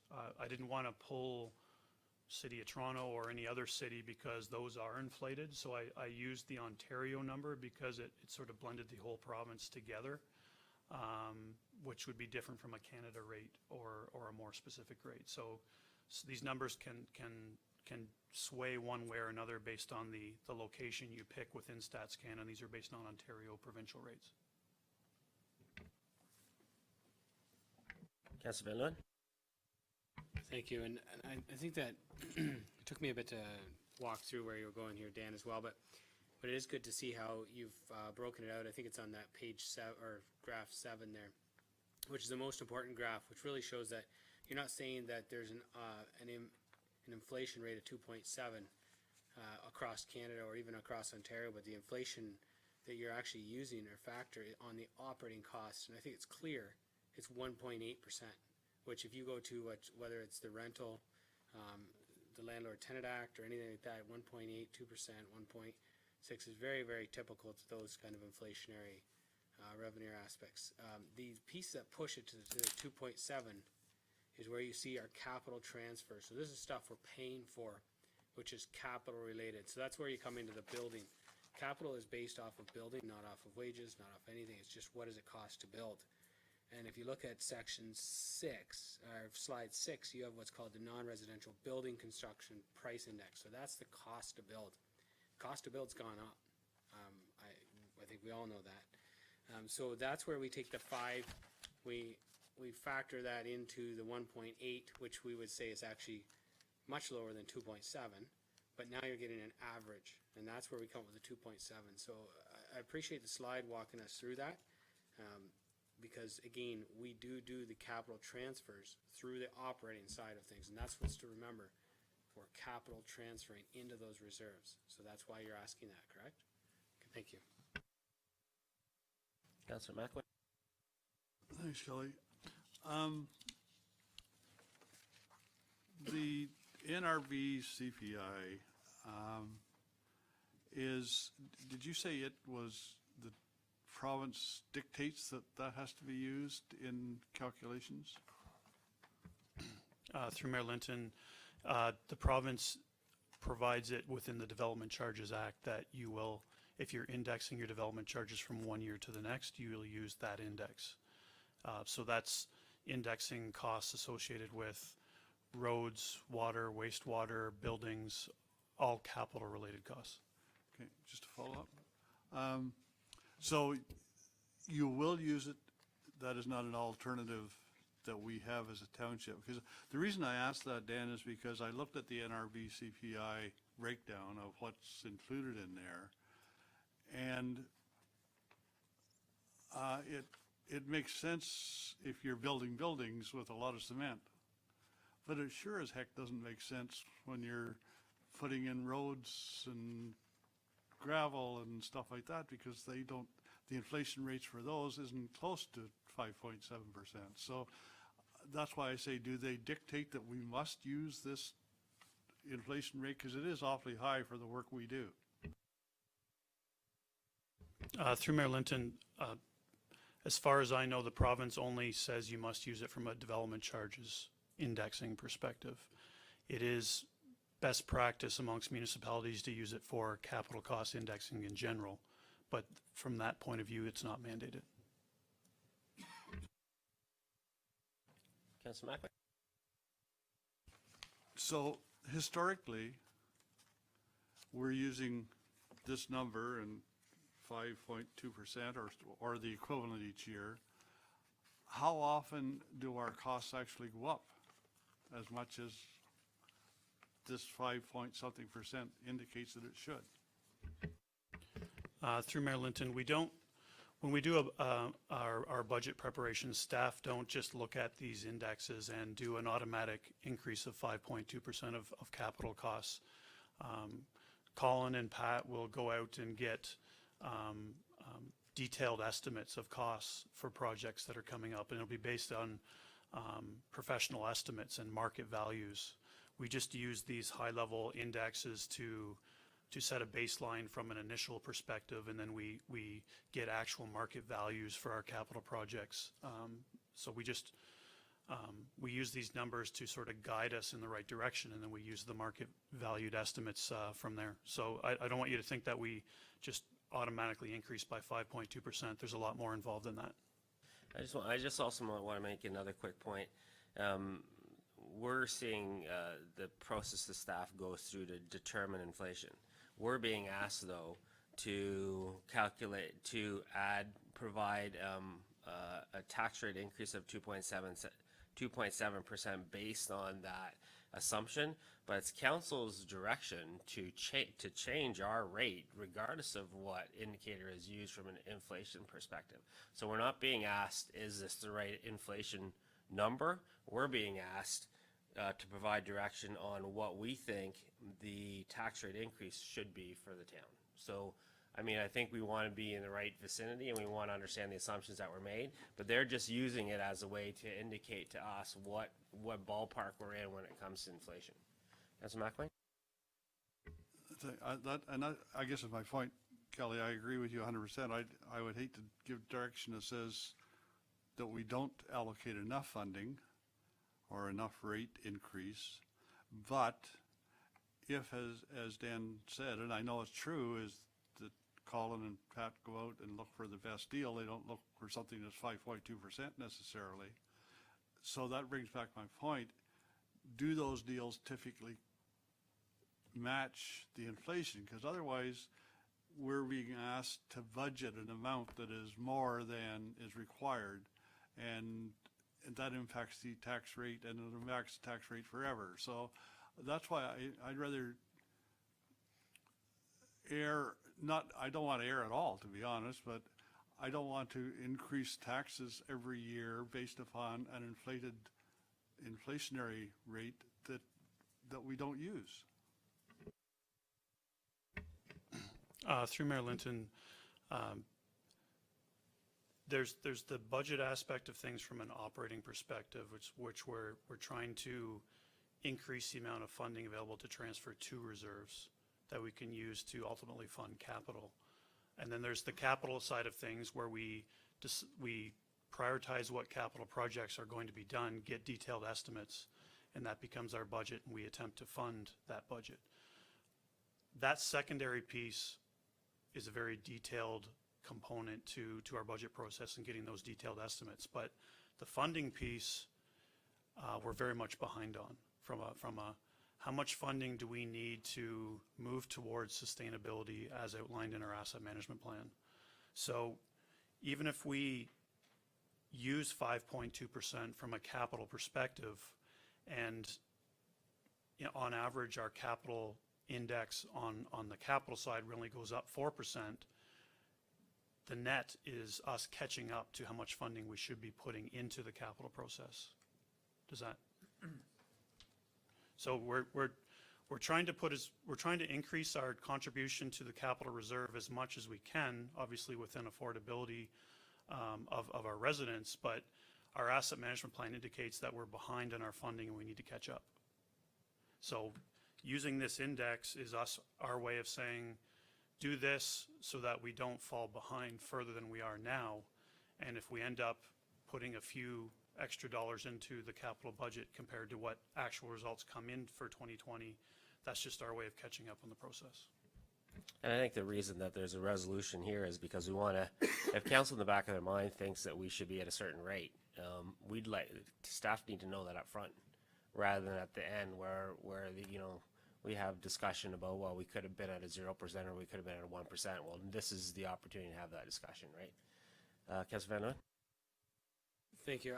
I'd like to speak towards the resolution. I think that's a key part there. It says, staff be directed to maintain, a tax rate increase equal to or less than. So I think the key is there, we're looking at an equal to or less than kind of situation. So if you decide, you or council after decide that we want to lower the contributions to the capital, at least we're not starting at a 5% or a 4%. We're saying start here, don't expect any more, and it may be reduced, but at the very least you're not going to expect much more. So this gives a direction with a cap, but gives freedom to lower it. So. Dan? Yeah, no, get it. Yeah, just to comment on Councillor Van Leeuwen's point there. When we do the budget, we're not automatically going to say, how do we get to 2.7%? We go through each area with each department, and if we end up at something above 2.7% and this resolution was passed, we have extra work to do before we present that to council. But if we end up below 2.7%, then we're in a position where we can bring it forward to council. We're not automatically going to try to hit exactly 2.7%. Andy? Yeah, just adding to Dan's point, I mean, this is where we start each year at the beginning of the process to say, what is within the box to be able to see where we're going. Previously we've always had discussion as the pre-budget a little later in the year about trying to bring it in within inflation rate. And we've actually been below that every year for the last number of years, excluding the 2% levy. But our track record is we've been approving operating budgets below the rate of inflation because we've done a lot of work from this initial stage. This is the stage we would be starting our budget, but we have come consistently to council with a very realistic understanding of where we knew where, from a tax looking at the 2% capital and the inflation for operating, really recognizing that we need to wrestle that number down as far as we possibly can. Councilor McCray? Thank you, Mayor Linton. I think the 2.7% is a fairly reasonable conservative number to go with, considering we were 3.1% last year. We're actually coming in a little lower, which sort of ties in with what Councillor Kittredge was commenting about, where he's seen sort of the estimated decrease in inflation going forward. I think this is a good starting point for us to proceed with. Mr. Kittredge? I think you misunderstand what I'm saying. Yeah. We didn't have 3.1 last year. We had I want to divide it into operations and capital. This portion that you're talking about is the capital part of the operations that you want to transfer over. I think we just need to look at the operations budget and see, set what that is, because we have the 2% capital levy. And that is already, that'll be a discussion that we have to have later. So really, I think we should just go in terms of our base, what the rate of inflation is, and go from there and see, because, or either take the building construction price index and averages for 5 years. There's supposed to be a recession coming, and that'll just affect the building. Like that building one will go down. You can see it goes up and down and up and down. So we take averages, and I don't see why we wouldn't take an average on this one and then just take the highest one. I just think that doesn't help. Andy? The reason why you see, now Dan, I know he's looking at a number right now, so that's why I'll just cover some in time, is we actually contribute from the operating budget into the capital budget. So that nearly $8 million is cash flow coming out of the operating budget into the capital budget. So that's why we've separated that out at the higher piece, and we've only used the 1.8 for true operating costs. So we've tried, as Dan mentioned earlier, we are very specifically allocating that inflationary rate to the specific operating cost that is related to these in the CPI and the building code piece. So the 1.88%, we're only allocating to the operating budget. The 5.2 and the 5 are specifically going for any capital transfers to our operating. If you recall that slide, Mark and Dan, every year, showing the orange slide with who goes where and what, that's why we have those contributions to operating, to be able to afford those capital projects. And that's why we are allocating that cost, because those are buildings, they're roads, they're infrastructure. This is specifically outside of the discussion of the transfer to the 2%, because it's a separate line item that for the dedicated levy that we put on the tax bill. Is totally separately different calculated than what this is. Is that? So, but I just want to repeat though, what staff are looking for is a resolution that they're gonna come in initially at a budget that's 2.7% increase or less. So unless we want to ramp that up to 5% or 4% or 3%, I'm not sure where the discussion is really going, because they gave their good impression of the assumption of what the ballpark is for inflation, and the key number is we want them to come in at a realistic number, and their suggestion of a realistic number is 2.7 because it's in the right ballpark as far as inflation goes. If we think that's too high as far as a limit, then we just have to tell them that. If we don't think it's high enough, then we just have to tell them that. And that's what they're gonna come in, and there's gonna be a bunch of work that has to be done beforehand. So that's really what we're asking for. And they've just used the inflation as a way to justify where they came up with the 2.7. If it's a 1.8, we put the 1.8. If it's we don't think that's enough, then we put in 4. This is just our direction on what our sense is of the community out there of what kind of tax burden they can take. Because that's where we're supposed to be adding value. If we think we're too high and the taxpayer can't afford it, then we have to deviate from inflation. Councilor McLean? Thanks, Kelly. If it's as simple as that, I think it's too high, but I guess I think both Steve and I are kind of arguing the same thing, is that we also think that the data that's being used to calculate the 2.7 is too high, and so just justifying the opinion, that's all. I mean, 2.7 on an inflation rate, and therefore the average salary increase of probably 2%, it means the residents are going behind again this year, and we don't want that if we can help it. So I know it says 2.7 or less, but if 2.7 is left there as a potential target, I would rather see it go down. Councilor Van Loon? Thank you. I guess the reality is, I'd like to be real about this, and one of the things is, at 2.7%, we're talking about the majority of this coming from capital transfers. And we just sat through a meeting about gravel roads, about being behind, about aspects of not getting there. We've taken an unrealistic approach towards capital for years. And we said, well, let's talk about the interest rate. Let's talk about the increase in the rate. Let's talk about the increase in the rate. And then the very first second we talk about this, we go, you see it right in front of you on slide 7, operating costs, 1.8%. We'll pull out the employee contract. It ain't changing, right? We're pretty close right there. So now we're talking about capital, and if we say, okay, well, maybe we can do this, or maybe we can do that, and on the very same meeting, we talk about capital. We'd say, well, we want to increase our gravel roads, and let's take some stuff. But when we talk about the number of people can't afford it, when we want to fix the roads, people got to have the roads fixed. At what point do we take a realistic look at this and say, 2.7, 5.2% is probably pretty accurate, because we got roads to do. We got to catch up from when we were unrealistic, and we can play this game, but I think we need to actually get some money going into capital, and that's why I think it's a very, very reserved amount, because we got work to do. Councilor? First of all, I'd like to clarify, I'm not playing a game here. I'm taking the tax rate very seriously, and I think that the 2.7 target is too high. And I would suggest that and the reason why I agree with, I just don't understand why you would take the highest rate and figure it out so it'd be 2.7.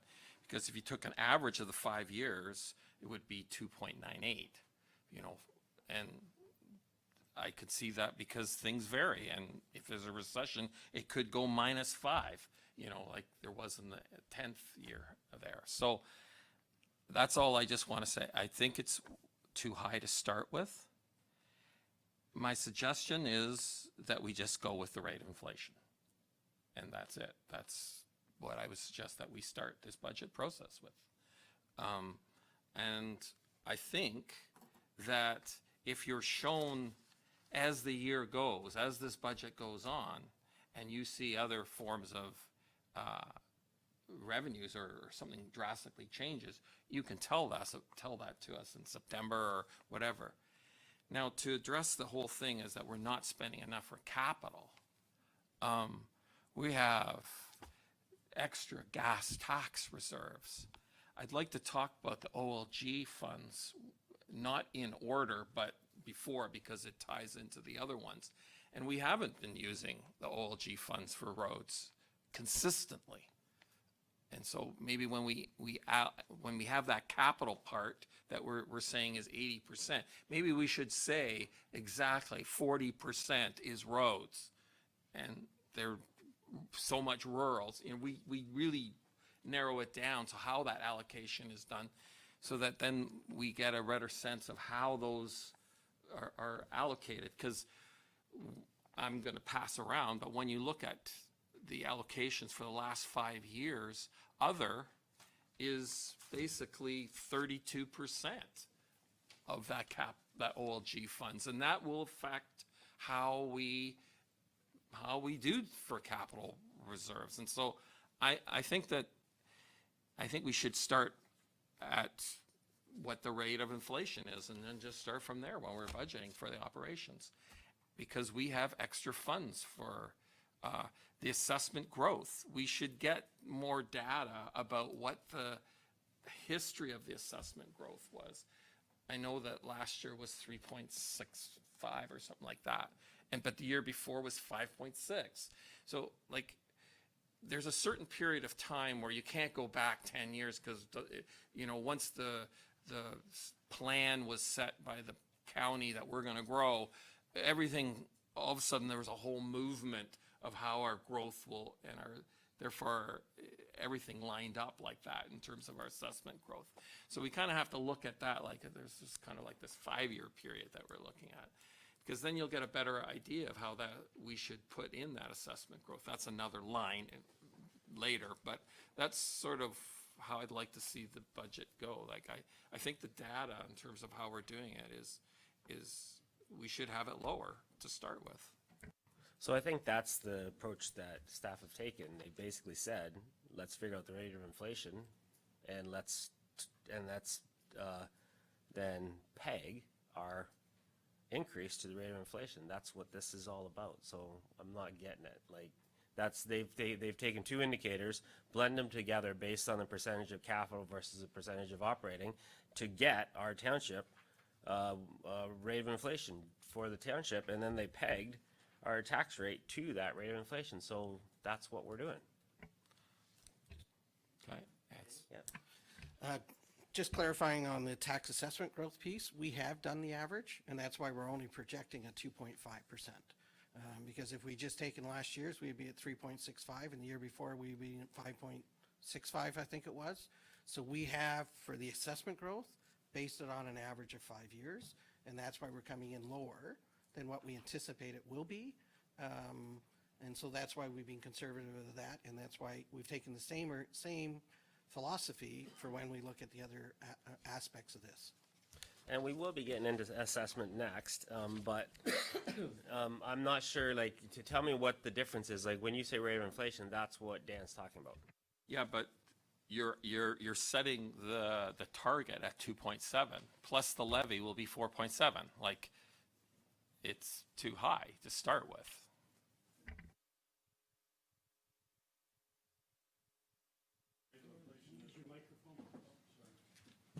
Steve is talking about the rate of inflation, the consumer price index, not the NRV CPI. And the 2.7 is based upon a combination of the two. And so if we use the 5-year average of the NRV CPI, it would bring that 2.7 away down closer to the real CPI, which is what people can more likely afford. Dan, can you just talk a little bit about that? Because Steve, Councillor Kittredge gave a couple different indicators, so talk to us about these two that you've chosen. Okay, so within the report itself, calculating the 2.7%, it's taking the 2019 budget and looking at the impact if you take all the pure operating costs and increase them by 1.8%, which is the CPI index that currently exists. And then you take all transfers to reserves that are set aside to fund capital-related costs and increase them at 5.2%, which is the NRB CPI. And then debt-related payments don't increase at all because they're based on debt schedules. You get a weighted blended increase of 2.7%. If you were to change that so that the NRB CPI was on a 5-year average, the 5.2% is actually 2.98%, which is Councillor Kittredge's number. And then the blended number becomes 2.1. But that's looking at what's happened over the last 5 years, not what's happening right now. Randy? Also, just if you want to take the 1.8%, that is based on what is forecast. You could average that over 5 years and have a higher number than 1.8%.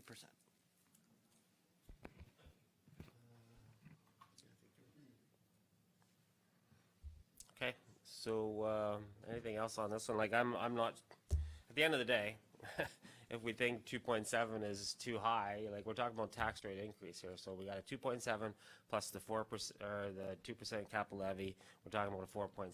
So if we want to give direction to staff to do something other than that, then let's do that. I mean, the other thing is they're going to come at a realistic budget of 2.7, and if at that point we want to remove things, reduce level of services, that kind of stuff, we make that decision at that time. But I guess staff is just walking us through the process that they'd be going through anyway to try to peg this to rate of inflation. Councillor Van Lien? Thank you. I'd be willing to make a motion that we accept that section 1 if we want to go through step by step. But we accept the section 1 based off that inflation and fully based on the fact that we're not setting the rate this year, we're just setting a cap. And that's why I'm willing to accept that. And the wording of it is fine to mean that, right? That's what it means to me. Tax rate increase or less. Right? So you moved. Seconder, Councillor McCrae. Any additional discussion on that? Councillor Kittredge? I think that should be lower, and I think that you're saying that you're going to have a 4.7% increase, and I disagree with that. And I think that you're going to be taking the assessment growth and averaging it, but you won't do the averages for the building fund over 5 years. I think that you're just, it inflates it. You should do it over 5 years, and it means it's 2.1. And we should start at a target where, you know, like the data supports it, rather than saying we'll take the highest one, and then it'll be higher. That's how it works in numbers. So I don't get where you're going, take the highest one. I think Dan very clearly laid out how he's associating an inflation factor to the different types of costs. He's not taking the highest one. No, because that's a capital related increase. So he's taking the 5.2 on the capital related transfers. He's taking the 1.8 on the operational related transfers. I don't understand where there's a problem with that rationale. Well, the problem with that is that we don't use that same rationale for all the other ones where we're doing the assessment growth. Because if we took that, then we would have 3.6 2.65 as the assessment growth and not 2 point, which is the next item. So you have, you know, I'm being consistent. I'm saying, let's just take it over 5 years and take the average.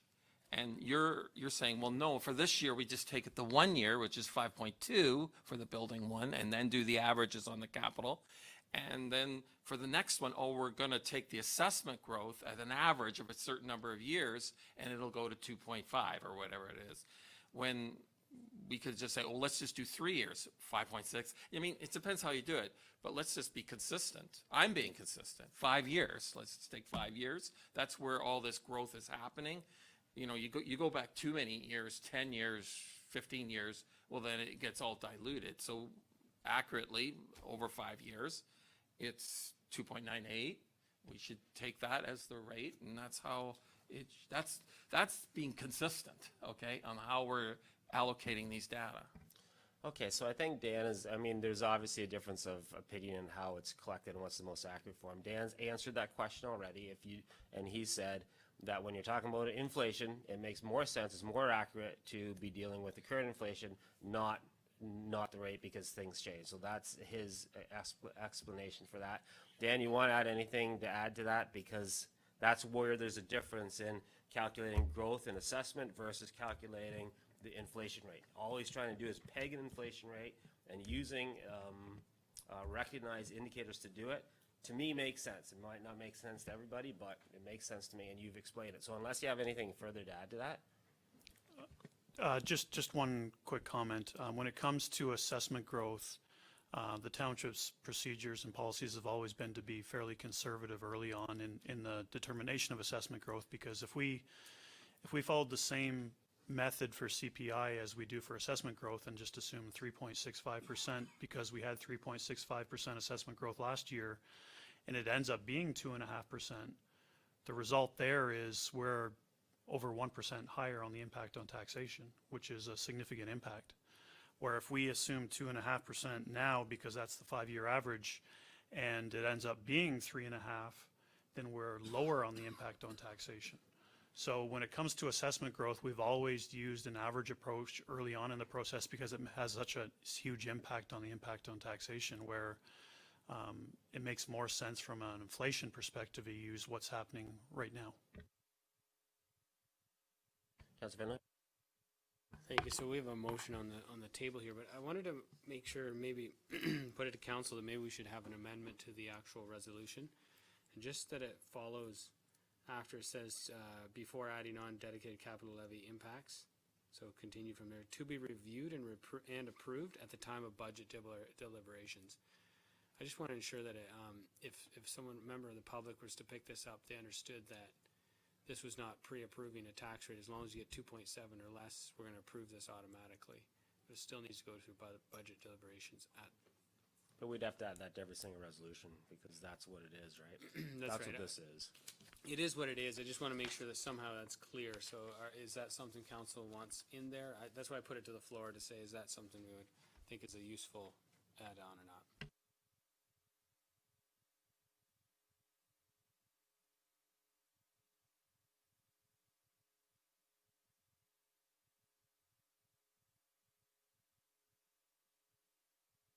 Okay, so what Lisa's telling me is if we add, and that, this phrase, and that following direction be provided to staff in preparation of the 2020 draft budget, and that's what is the preamble to all these resolutions. Okay? So it makes sure that everybody's clear. These are resolutions that provide direction, but that has to come to council for the budget process. Councilor Dunsmore? To me, the process here is that we're giving them a target of no greater than, but hopefully less than, so that we can get a budget before us with a group of projects and operations, and then we can pick through, we can't do this, we can't do that, we can't do this, to get it down to what we need it, or what we want it to be. And if that's 1.8%, it's 1.8%. If it's a little more, it's a little more. But it seems to me we have to give them a target to get going, and I'm okay with 2.7. Correct. Because a lot of municipalities will just put a 10% increase and then play around, and council will reduce it, and it'll go back and forth, and what staff is saying, like we've done with other budgets, let's be a realistic budget up front, recognizing that it has to get council support, and we have to go through a very detailed process. Okay, All in favor? Opposed? And that's carried. On to the second one, section 2, assessment growth. So the resolution that we have is, I don't have page numbers on this, but What's section number 2? section 2, proposed resolution that staff be directed to assume residential growth equal to 2.5% to be used to fund budget increases considered to be growth in nature, with assessment growth figures to be updated when actuals are provided in November. Discussion from council on that one. Councilor McLean? Thanks, Kelly. We have agreed to growth phase for growth, and I agree that with that 100%. But with assessment growth, all assessment growth is not growth as far as new added homes and or businesses or roads or anything else. It's assessment based on impact. What percentage of our annual assessment growth is impact assessment growth versus growth assessment growth?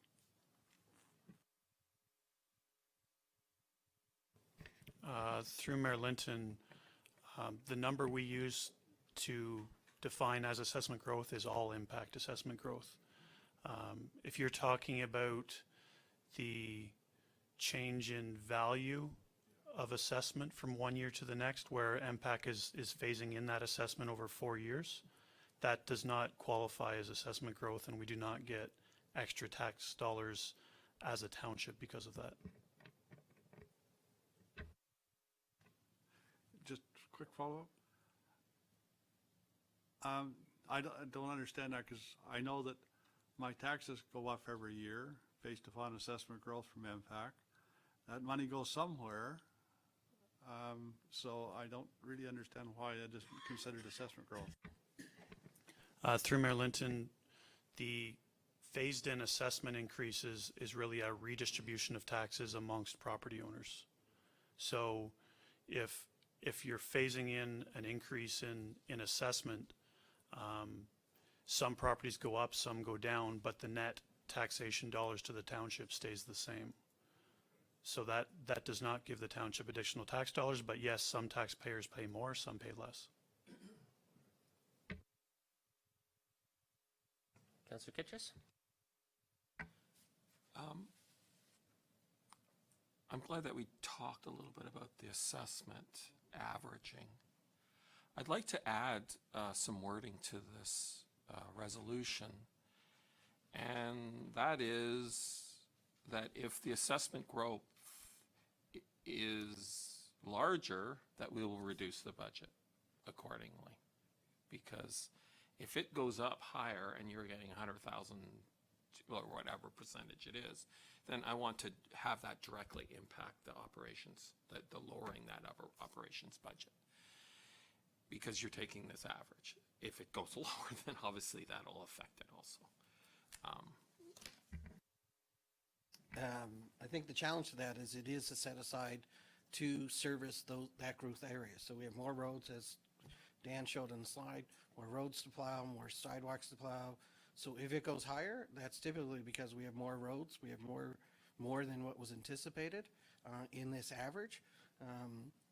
So the year we had 5.65%, that meant we did a lot of new development that year, and a lot of new homes came on probably the year previous. So we're actually behind in that collection, because at the end of the day, that tax assessment, they may be living in that house up for a year to 2 years before they're being reassessed on that house. And so in fact, we've actually provided that service to that homeowner now for could be up to 2 years, I think is roughly how long it could take for a new house. So they could have been assessed at one point and then they're getting a higher tax increase. And we've still provided that service for a couple of years within the current operating budget. So in order to catch up and be able to get to those, of hiring staff to plow those streets, hiring them to cut the grass, all of that is actually behind a year to 2 years based on the assessment when we receive it.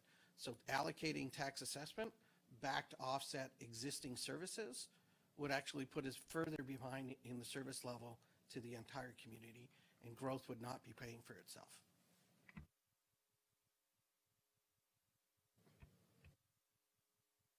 Councilor Kitchers? But that's not how you used the growth money this last year. You used it to, you used it to increase the number of staff and wages. That's what you did. You didn't actually allocate it to roads and stuff like that. So I'm just wondering, like, your logic of saying that, you had a planning for staff increases, and then you allocated the growth amounts to that. So you didn't break it down in terms of the percentage of roads. And so I don't understand why you're saying that as a reason for affecting the way I see the budget thing working. I No, understand that.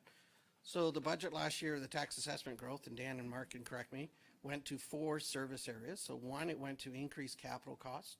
So that is to our capital life cycle cost of those roads and sidewalks that we're going to have to replace over many years. It also went to our equipment and reserve, and the fact that we have additional equipment to service and look after those roads.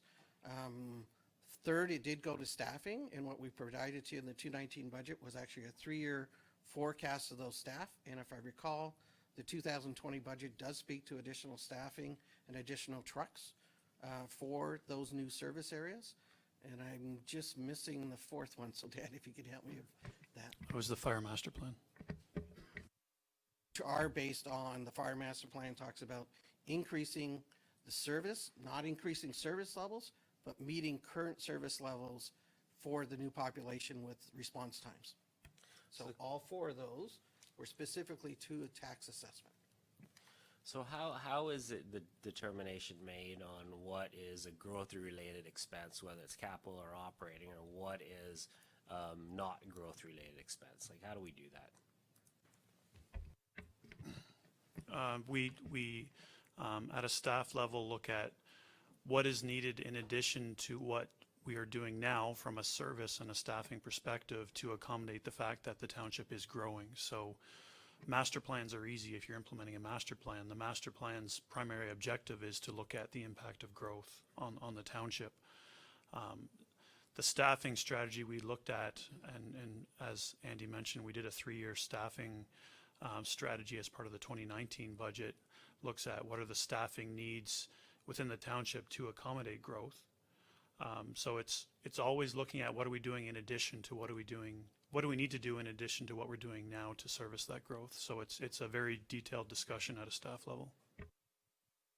And so the alternative to having assessment growth pay for that additional service or capital is for existing it to be added to the tax base then, or not do it at all and see service levels reduced. So that's a council decision. Okay. Councilor Kitchers? I would like to have the staffing increased.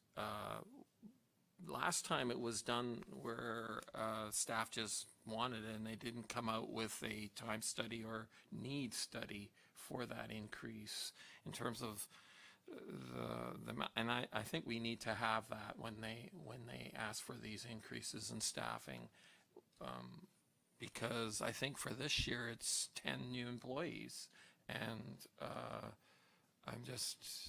I think that we'd need a study for that to see whether we actually need that. So, I mean, that came up as a motion and it was defeated by the last council, so that's why it didn't happen. And we did indicate that we wanted staff to come back to us for the last budget to make sure that we knew what their high priority areas were when it came to staff increase. So staff were just doing what we asked them to do, and that's the report we got. And in the budget last year, that's what we acted on. So that's the history behind that. Anything? Okay. Anything else on this one?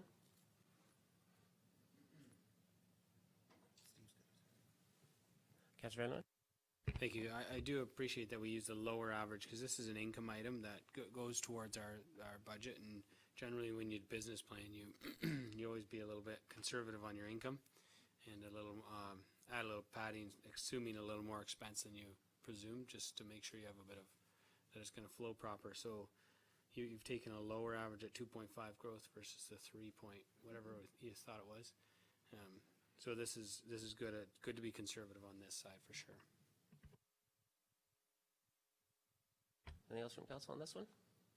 Okay, I'll read the proposed resolution that the staff be directed to assume assessment growth equal to 2.5% to be used to fund budget increases considered to be growth in nature, with assessment growth figures to be updated when actuals are provided in November. Move for that recommendation, Councillor Van Leeuwen, seconded by Councillor Dunsmore. All in favor of that? Opposed?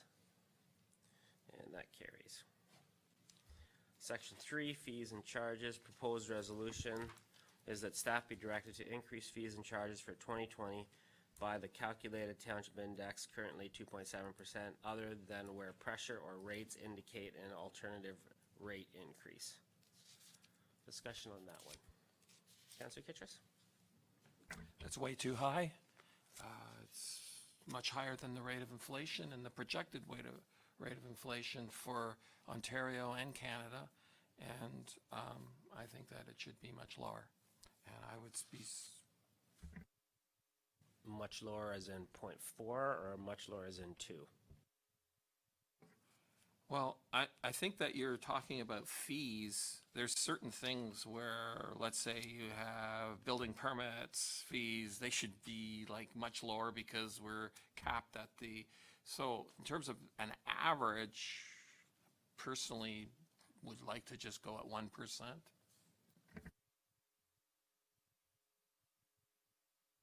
Okay. Councillor Van Leeuwen? Thank you. In the past, we've spoken a lot about fees and charges on our, and this, correct me if I'm wrong, this fees and charges is for everything across the municipality, not just building, does it include building fees? Building department fees? Yeah, okay. Just correcting that it's on everything, right? Through Mayor Linton, it's most fees, but I believe, Brett can correct me if I'm wrong, but I think the building fees are a separate bylaw. That's what I thought. Yeah, that's right, we do them separately. Okay. So most of these fees, we always talk about the strategy of alternative revenue sources and having people pay. We talk about growth pays for growth, and we also speak towards those using the arenas and the pools and the ice pads, whatever it is that you can think of, that we try to look at those and make sure they're fair. Otherwise, this sits on the tax burden. If we lower this, the tax rate goes up. So there's always one calculation equals another. So I think that this seems fair as an average to go across the board, and in some ways, user fees could even go up because it does lower and help assist with tax burden.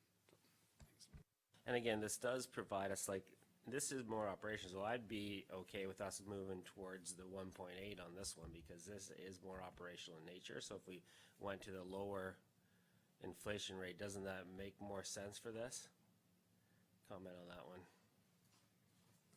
that one. The departments that have a lot of user fees, such as Parks and Recreation, they also have capital-related R&M contributions that are more capital-related. So because of that blend of operating and capital within the operating budget, we recommended using the blended rate of 2.7. Councillor Kittrus? There are a lot of people that are poor that can't even use our facilities. And I would like to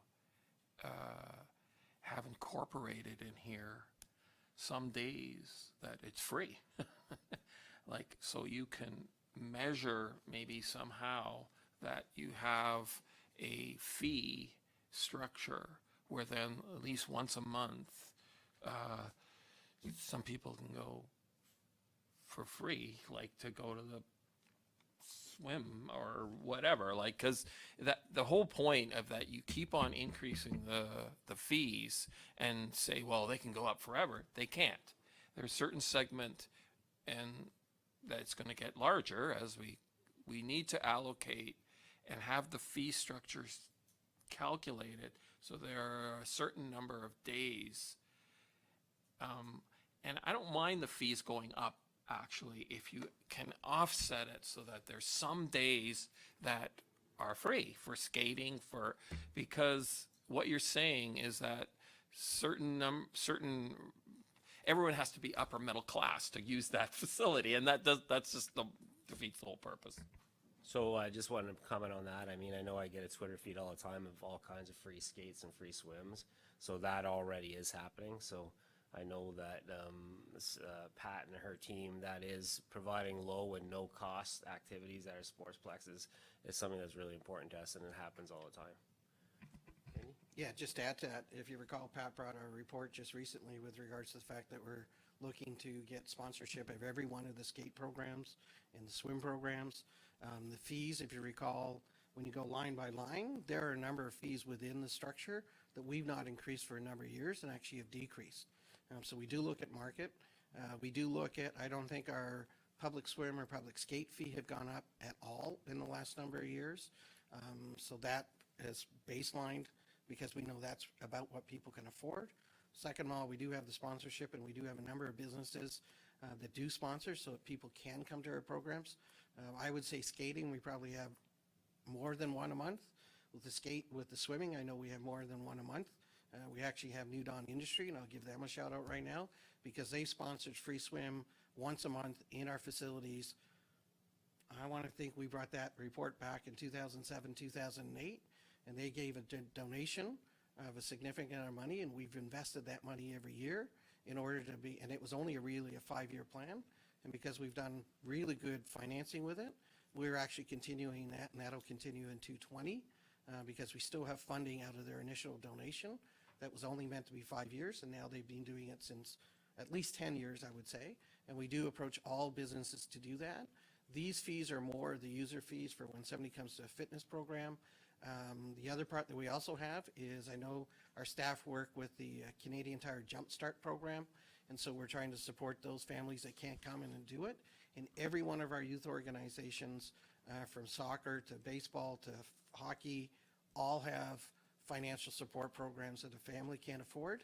They are supported by those organizations, not on the taxpayer, but on fees charged but overall to the rest of the kids. So there are a lot of mechanisms in order to get into programs and services for no cost to low cost. Councillor Dunsmore?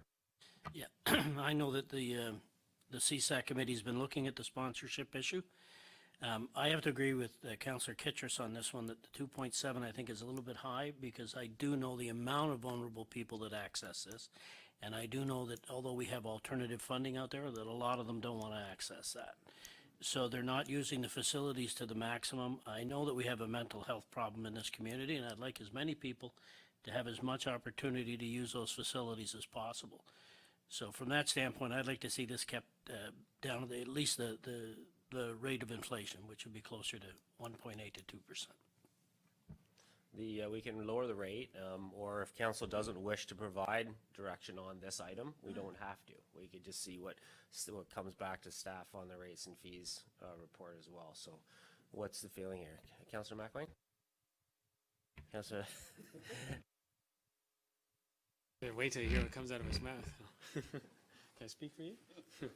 No, okay. I guess one of the things with rates and fees is an interesting thing because a lot of times we'll see a 2.7, but we'll see the increase on they're like $4 or $10, and those fees are very, very. Sometimes you're seeing, unless you have it in front of you, sometimes we've seen 50% increase in rates and fees, and you look at it, went from $2 to $4. So those are some of the things where I don't get too excited about this. I recognize personally that we might have some big items that cost more money where you'd say, well, that's way too high, a 2% increase.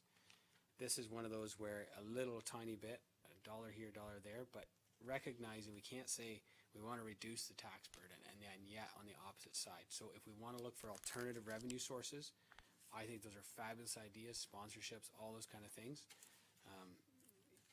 2%, it depends on the size of what we're actually talking about because those rates and fees are very, very small generally. Okay, I use that as a general comment. So what if we changed it to 1.8? People be okay with that? 1.8? Be okay? Okay, so I'll read the proposed resolution that staff be directed to increase fees and charges for 2020 by 1.5%. 1.8%.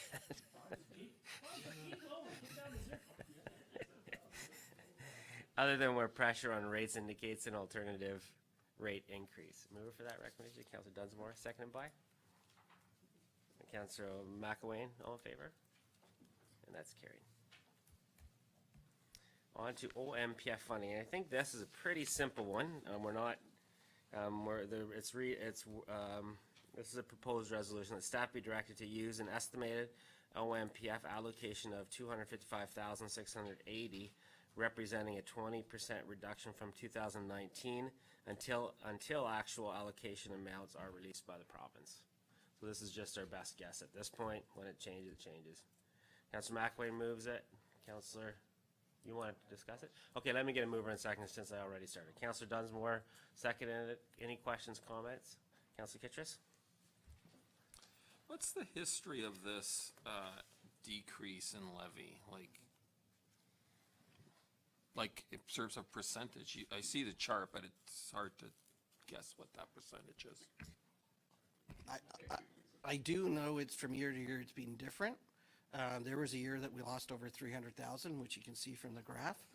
But we have seen in the last number of years, somewhere between 15 and 20%. So I'll let Dan speak to kind of more specifics, but the last few years it's been close to that 15 to 20. Previously, we lost larger sums of money. But I just want to add to that, like talking to other municipalities, some of them are seeing increases. Like, and I'm looking at the county chart right now. Minto, for instance, still gets over 1.6 million in last year. Wellington North, 1.35 million. And then the largest municipality is way at the bottom, less than Puslinch, at under 400,000. So, but some municipalities, like in Essex County, their OMPF has been steadily increasing. So I don't know if anybody understands exactly why, but Dan might.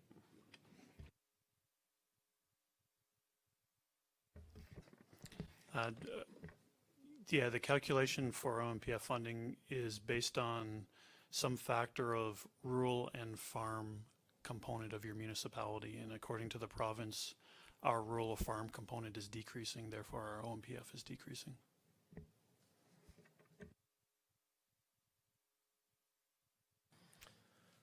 Anything else is pretty safe assumption at this point. All in favor?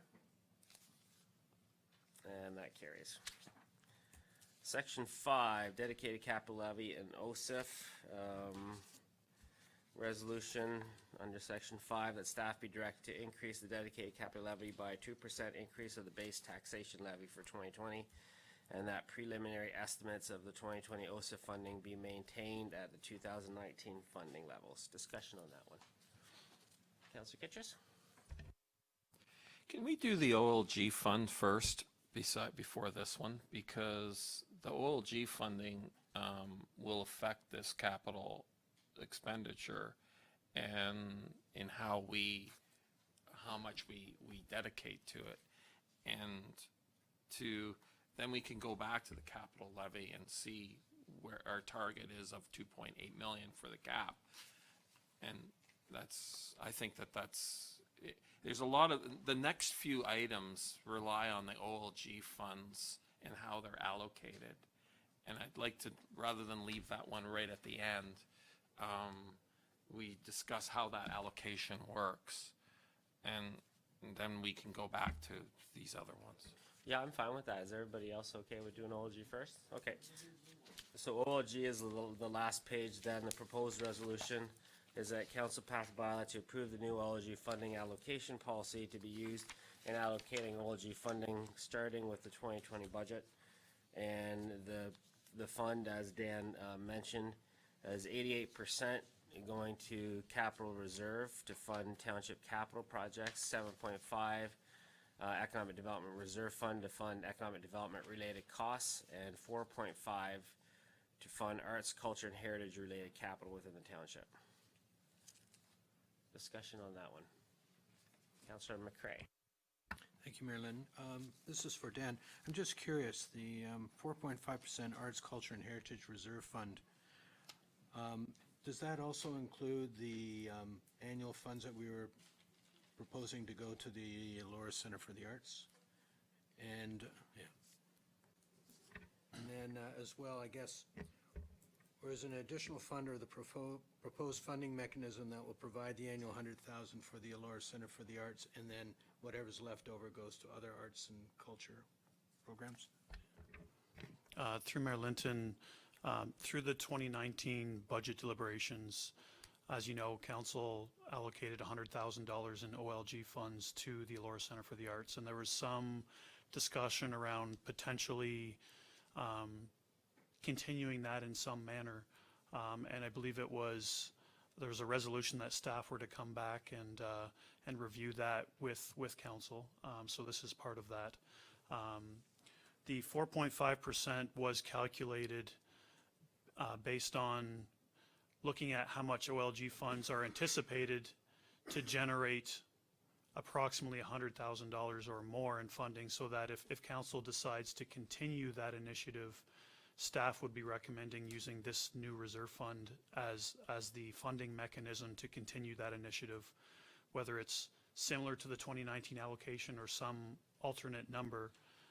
But the reserve fund has been set up to fund arts, culture, and heritage in general, in that if there's excess funds based on what council decides to do with it, it could fund other initiatives within the arts, cultural, and heritage area. Councillor Mack? Thanks, Shelley. Just to follow up on that one, Dan, does it have to be capital related? Can it not be the same as economic development and just have it as a reserve fund, period? Through Mayor Linton, right now it's suggested that it be maintained as capital in nature. That was the direction from council in the 2019 budget in establishing the 100,000 to the Elora Center for the Arts, that it had to be capital in nature. So we went on that basis as the initial recommendation for the policy.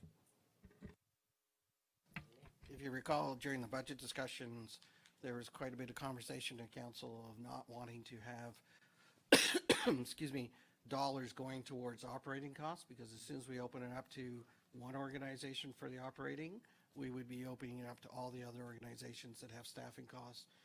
So the discussion took around that, the fact that the Arts Center and arts groups, we don't provide facilities, although we do provide the Fergus Grand Theater.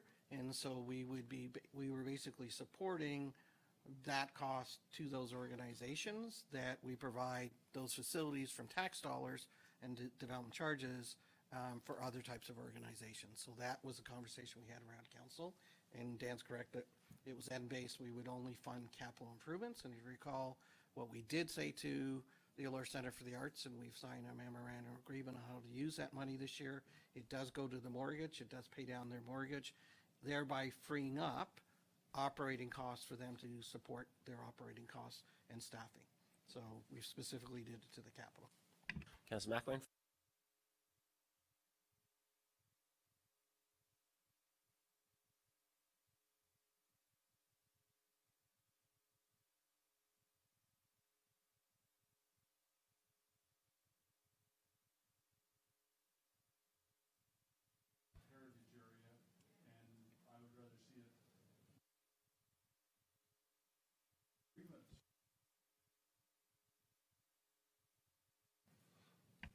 If I council, forgot to do this, I'm sorry. if council so wishes that, then that's council's desire in policymaking. We just went based on past history of this conversation we've had, so. Councillor Kittress? I have a lot of questions, but on this topic that we're discussing about that one fund, the arts, culture, and heritage, I know that we have the safe communities coming in whenever the strategic plan comes in.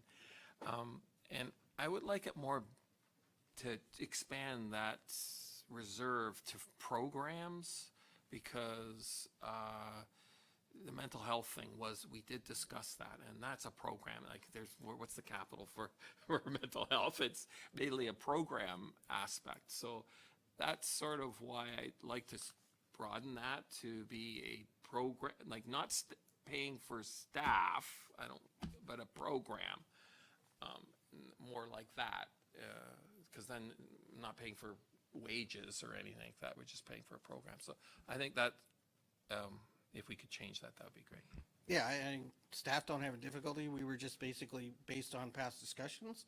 I would recommend that if we're going to talk about programs or opening this up a bit, that if the desire is not for staffing, that we are very clear that it's not for staffing cost.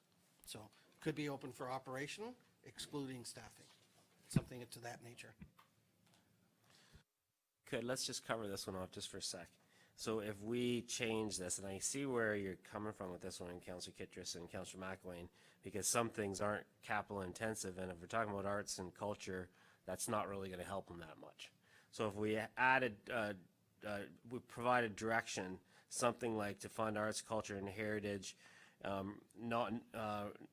programs and capitals excluding staffing, that might be a better way to do it. Pat, do you have any concerns with opening it up that way?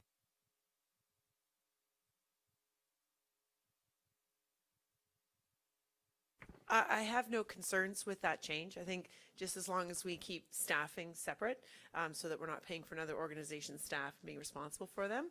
There's also the community impact grants, which council agreed to increase that amount for the 2020.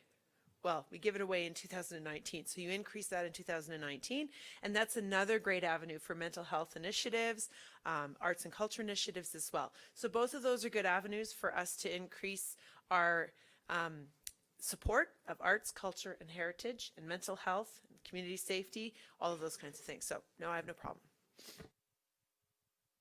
Before we move to the next, are we okay with that change? Or do we have any concerns with that change? Like, I think that's gonna be more usable for these groups. Councillor Kittredge, okay, we're good? Okay, Councillor Kittredge? I was wondering for 2019, what the revenues were for the OLGs for road and what we spent on roads, bridges, other, and then we did the arts. So 100,000 will be for the arts. Is that correct?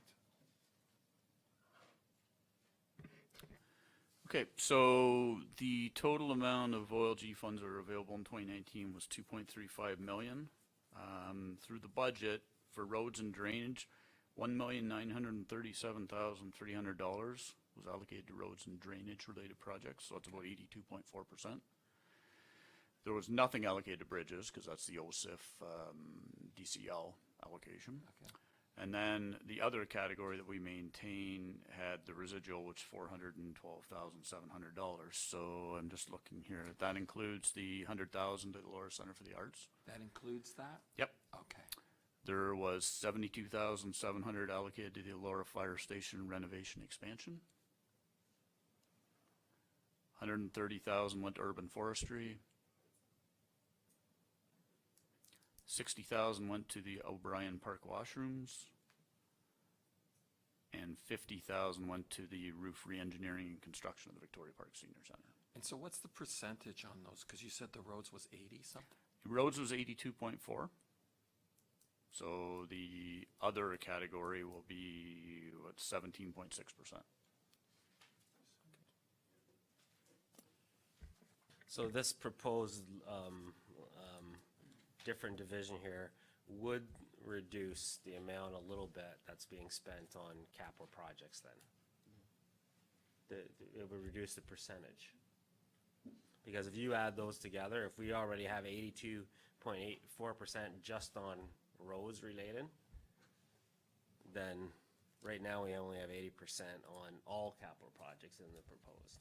So it might be a little bit of reduction in order to get some money in economic development, arts, culture, and heritage. No, because what Dan did was basically use the 219 allocation. So he took out basically took what we did for the 100% of the standard OLG and the $100,000 too. So we use that as a base for the 219 and anticipating new cash flow for 220 or coming in this year. To then divide up the money. Is that Yeah, correct, so Dan? the amount wouldn't change, but the ratio, the percentage spent on capital projects would be reduced a little bit. No? We did have, in 2019, we did have some additional unallocated OLG funds that went into 2019 that sort of bumped up that year's allocation. So that explains, I think, what you're trying to get at. Councilor McCray?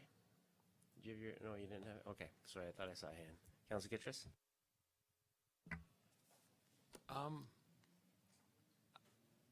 I'm wondering, if we could also categorize the capital funds that we do for roads, bridges, and other in that 88. So I have two questions. So I was wondering about that. And the other thing is, weren't we supposed to get like a projection of the new expansion of like what the revenues might be in the future? Like, so. So I answer the second question, and I'll let Dan answer the first question. So we are trying to get a meeting set up with the Elements operators. Their project, they were hoping to actually open the center earlier, but just due to construction, things of that nature. So we are hoping to sit down with them to see what their business forecast is for future years going forward within their business plan to find that out. So we will come back to the council with those numbers. They may not want to share those numbers publicly because it is a private organization, but we will speak to council about what we anticipate those numbers coming in future years. Dan, the other section. Yes, through Mayor Linton, the first question, right now, the 88% is open to capital in general. And just looking at past history, we do allocate to roads and related infrastructure first. So in 2019, it was 82%. In 2018, it was 79%, so just slightly different. Or historically, since the inception, it's 73%. So we do try to allocate as much as possible to the infrastructure side of things before we allocate elsewhere. But right now, the policy is generic, and we would continue the same procedures going forward. So what you're asking, Councilor Kittrus, is splitting that one capital reserve into two. You want to split it into roads related versus other capital projects related? No? Okay. Yeah, you can. Councilor Kittrus? Sorry, can I explain what I want to do?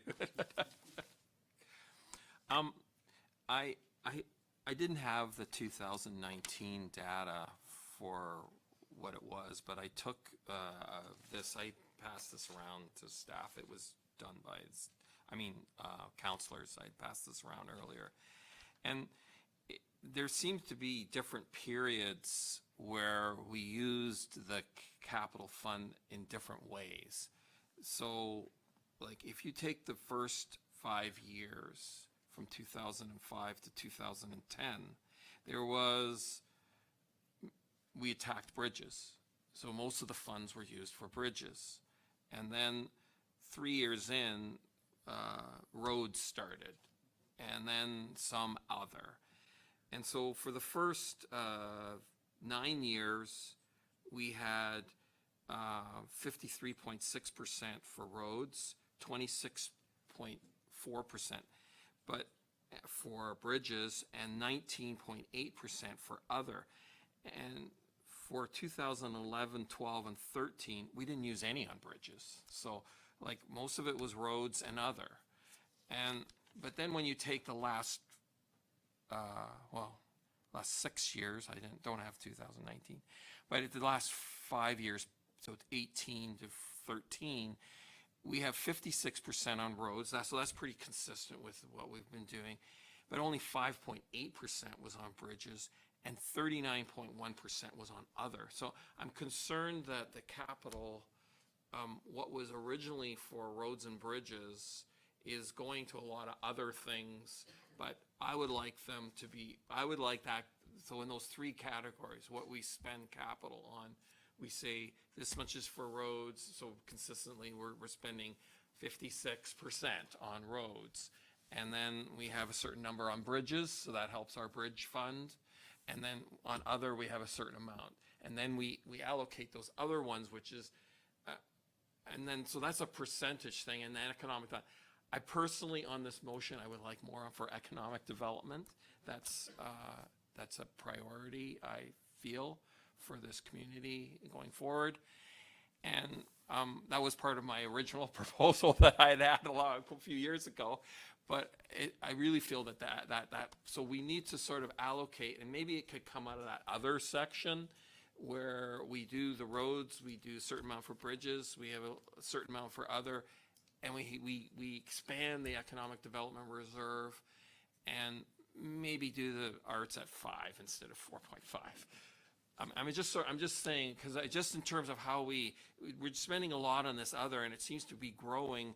When I never really was in politics, but I always remember roads and bridges, but now it's being used for others a lot more. And so I sort of feel that we need to allocate the actual amount for those parts. Well, I think that's, and I think some good comments there. I think that's why we're doing this, is because we want to lay things out a little bit more specific and make sure council has direction, so we don't always have to answer all these questions about where all the G funds are going, and because we've already provided direction. So I think those are good comments. Yeah, that's kind of what I meant when you said you wanted to blow that out so that you had the different things. Yeah. Andy? I may bounce around on this because there's a lot in there. So specifically, at the end of the day, those changes in dollars came from council discussions. And so each council has their own set priorities. I know in my time here, there was a lot of discussion about setting aside some of the capital money to meet to the OLG funds to be set aside for our partnership contribution. And Kirk, you probably remember this one, where we set out so much money that if we did get grants for bridges, then that allocation came from OLG. But those were the times where funding got shut off by the province and feds, so we weren't having enough money to build for the bridges. So that's why we initiated in 2015 saying we can't just go it on our own, or there is no federal and provincial money, so we need to start getting on our bridges, because if not, we wouldn't have enough money. So overall, in the last 5 years, we've spent significantly more dollars on bridges and roads, because we've allocated specific funding to the bridges within the dedicated bridge construction. With regards to the ups and downs in the capital, sometimes that just came about because there may have been a large facility in another service area that one-time cost impacted a little bit more of the infrastructure. But it's been our past practice over the last number of years since we had the dedicated capital levy to put anywhere between 75 and 80%, just as not a policy, but as a general rule at a staff level, towards the infrastructure, meaning roads and bridges. As well, we've also topped up the amount of money in pavement management, in sidewalk management, and things of that nature within the capital funding that used to come out of the OLG funding within our capital account. So we have 100,000, over $280,000 this year in urban pavement management. We have the sidewalk management, we have the trail management, which are all contributions coming out of the capital budget, because we've grown that capital budget from a $400,000 contribution a year to over $825,000 a year. So there's a number of things that have played with, and I recognize you understand that. So I think what you're hearing from us is if we left the current funding to, if you wanted to break it down to 80% infrastructure and 20% to something else, staff would be fine with that. The challenge being is you reduce that number in the 80%, that's a significant amount of dollars that are coming out of the capital that are already allocating in the first year, second year, and third year of capital projects that would then have to be delayed or refunded or funded in another manner, that the community has been communicated those projects are coming forward. So I totally agree with what you're talking about there. It's just a matter of we got to be careful that we haven't committed to a project that all of a sudden now we're going to have to pull because we're looking to put more money out of the OLG to something else. Councilor Kittrus, yeah. That answers part of it, but I'm really concerned with the OLG part of it, in the sense of that, you know, we see an increase in the first 9 years where the other is 19.8%, and then in the last 5 years it was 39. So I would like to just have the other like shrunk to, let's say that what we did originally, 20% is the other, and then we have the roads, which is the significant part. We already have a separate fund for bridges, and we are getting gas tax and OSIF and all that. So for that, because I do think that that others, what we have allocated, should go for economic development. That's, and in the arts, that sort of was, I'd just like to double what we do for economic development. Councillor Dunsmore? I'd like to triple what we do for economic development, just so you know I'm on the same page.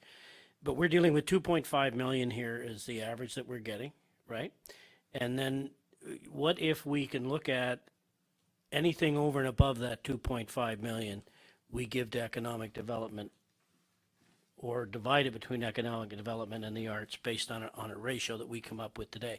But I'd like to see anything over and above the $2.5 million go into an economic development fund. Councillor McCray? Thank you, Mayor Lynn. I guess this is just a general question. In terms of our municipal wells, because I understand we're going to have to drill a few, will that well drilling program rely on any funding from the OLG, or that has to come out of service fees and development charges? Yeah, that would come out of development charges. And then in terms of the proposed Beatty Line Bridge, would any of that funding come out of this, the OLG? No, it would specifically come out of the dedicated bridge project. Then I certainly am sympathetic to what Councillor Kittredge is proposing in terms of reallocating percentages. And I'd be interested in knowing what are the percentages you're proposing. Well, see, and I'll turn over just, my thought is like, we've kind of eliminated the other category in this proposal from staff, right? No. So we're still doing 80-20 on the current number. Yeah, but it doesn't say that anywhere here. No. It says 88% to fund township capital projects based on the discretion, based on this, but we're not, in my mind, there's no reason why we have to even use that term anymore. It's based on the discretion of staff that 88% is gonna be used on township capital projects. So that's what I'm reading here.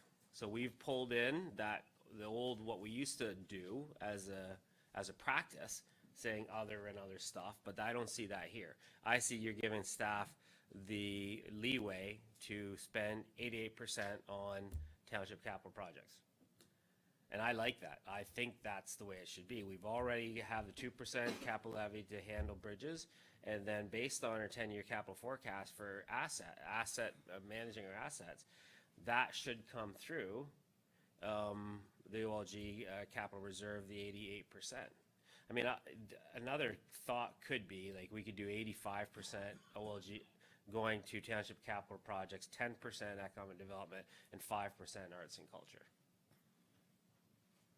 Just to add a little bit more to economic development, add a little bit more to the other, and then cap it at 85% capital projects. We could do something like that.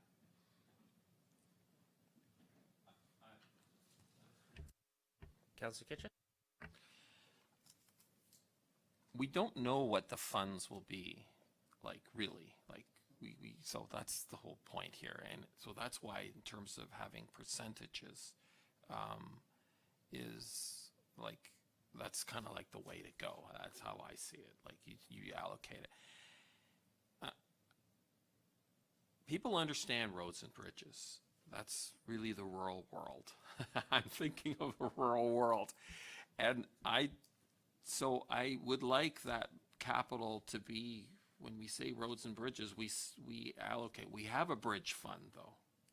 And so that's allocated there. It's this other that gets, it's expanding, and I don't like that part of this capital part of it, because that could be used. We have a urgent need for economic development in a fund, and we did explain that as we grow, the arts part of it needs to do too. So I'm okay with the 5 for the arts, but the economic development, I think we just need more money on that one. But as Councillor Dunsmore said, at a certain level, when we get another report as to their, and that can be a closed meeting for me. I don't, I can protect their interests, but that's, we understand that perhaps that could be allocated to, we can decide what that's allocated to. But I'm concerned about, I think we need to sort of say that the roads will always get certain percentage, and, you know, and then and the other is limited, because I'm concerned that that's expanding, that's growing larger and larger. And, okay, I'm just gonna say, for the rural people, that's, the roads and bridges is all they care about, because that's all they can, you know, that's the only service they have. And so all the other things, they're important, but we have already reserves for those. And I just sort of feel that that other is growing a lot more rapidly than the other parts. But is that true? Is the other growing more rapidly? Like, let's, I'm not hearing that. I want to be cautious in what we're saying here, that we're actually being accurate. Is the other growing? Like, it seems like we're always around 80%. Is other growing?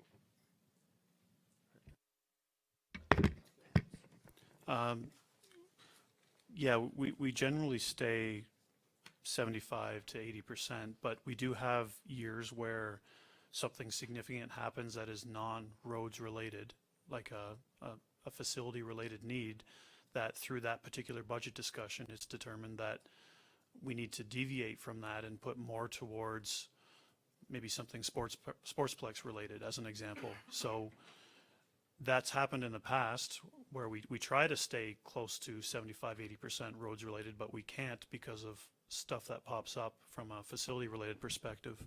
So keeping this more generic the way it is now allows those types of things to happen in the future, where we would try to stick to the 75-80% roads related, but allows us to go off that if we have to.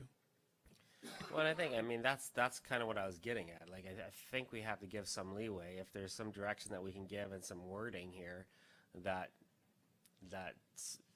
indicates that, you know, on a given year, we'd prefer to see 75 to 80% on roads projects, but give staff the flexibility somehow. If something goes wrong with another capital project, then we want to use this fund, that we're able to do it. Like, staff need leeway. Like, I don't feel like council should be providing too much direction on this. What does council feel about that? You want to add to that? Yeah. Just for example, last year, if we did not, I mean, we're at close to that 75-80% this year on the roads in the capital, in the OLG funding, then we may not have been affording to do the addition at the fire hall. And so there's a specific project in the 219 that would have had to go into the operating contribution and increase the taxes. So that's where we're trying to balance. If council so wishes to say, as the mayor's noting, you know, similar to any other policy, that if you want to set a policy saying approximately 75% is going to infrastructure, meaning roads, and therefore each year we bring back that allocation, and if there's a deviation for that, we would have to give a rationalization as to why that funding is coming from it. So just so you're aware, internally, we're roughly using that 75 to 80% for infrastructure. If council so wishes to say generally somewhere, you know, above 75%, and if it's not, then we would have to come back at the budget piece and speak to specifically as to why one project has pushed the dial over from 20 to 25% of community projects as to why it's into the 70% piece. Then we're comfortable with that. I think we can work within those limits. Dan? Most of the other column is really community services related.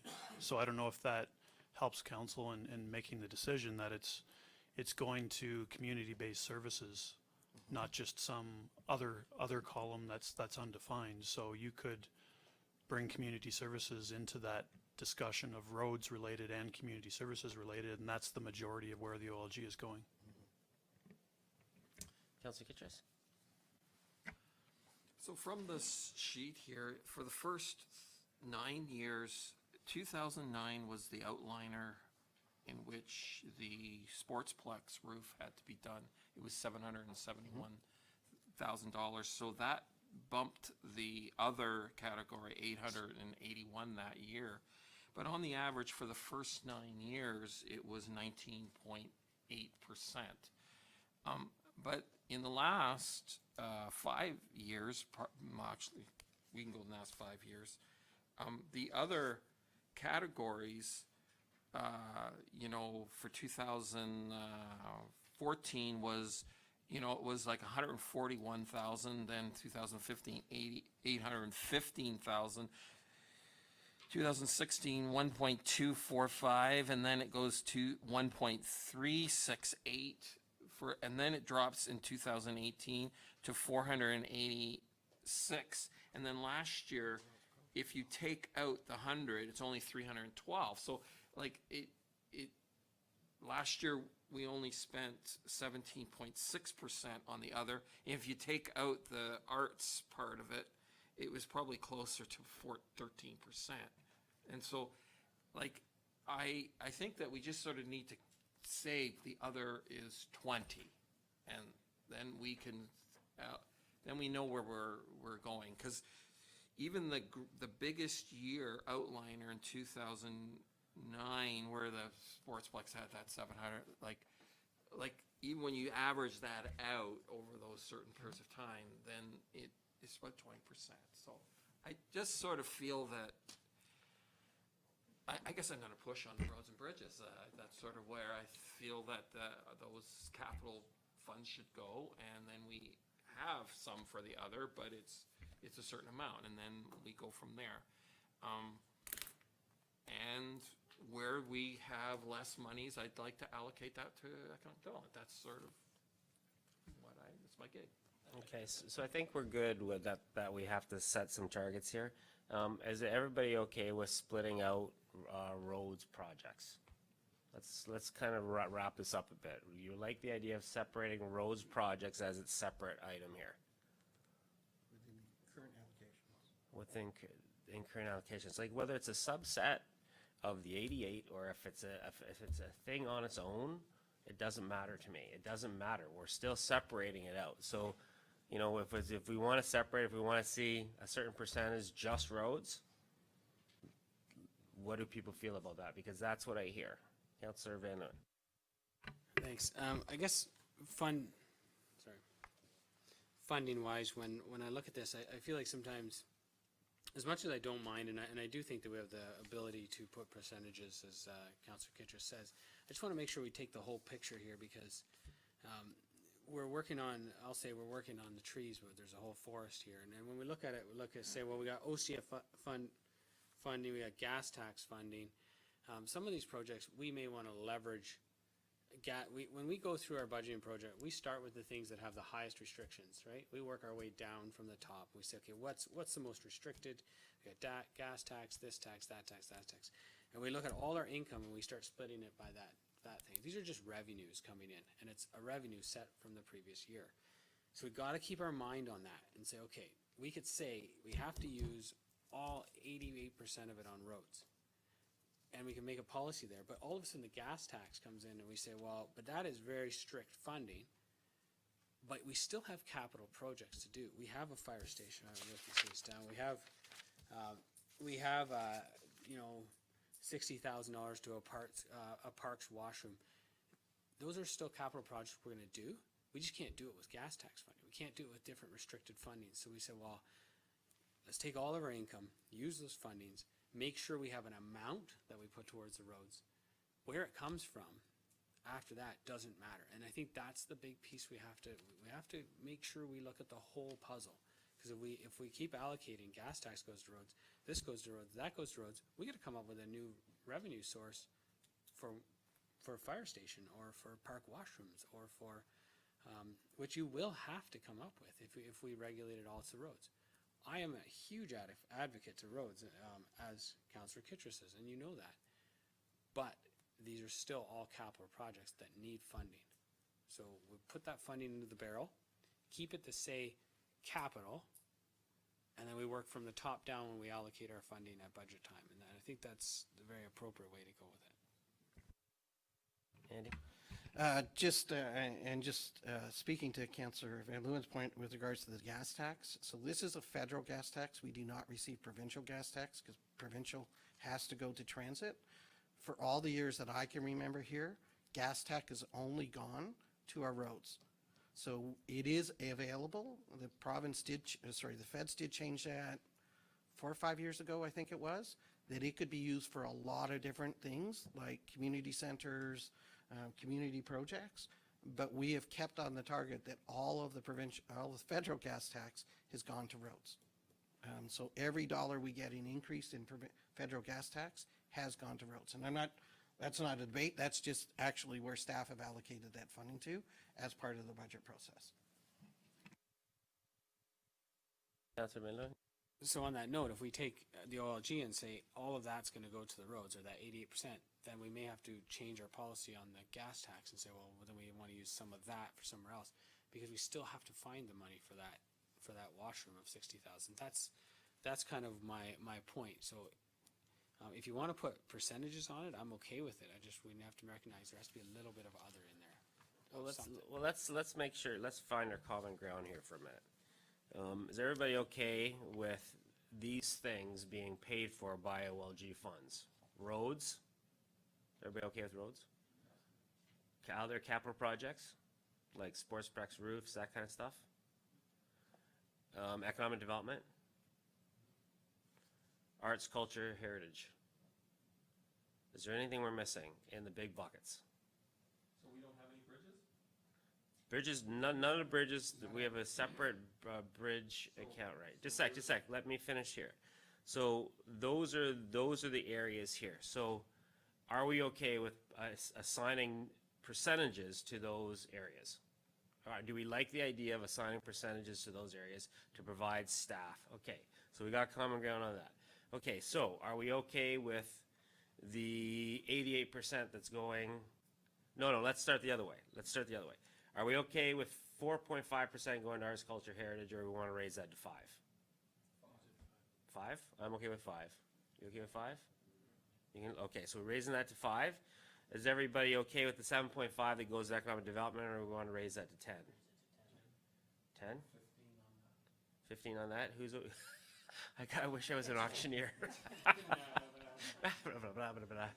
So you want 15? I'm saying 10. Who's good with 10 economic development wise? You want to see it higher than that?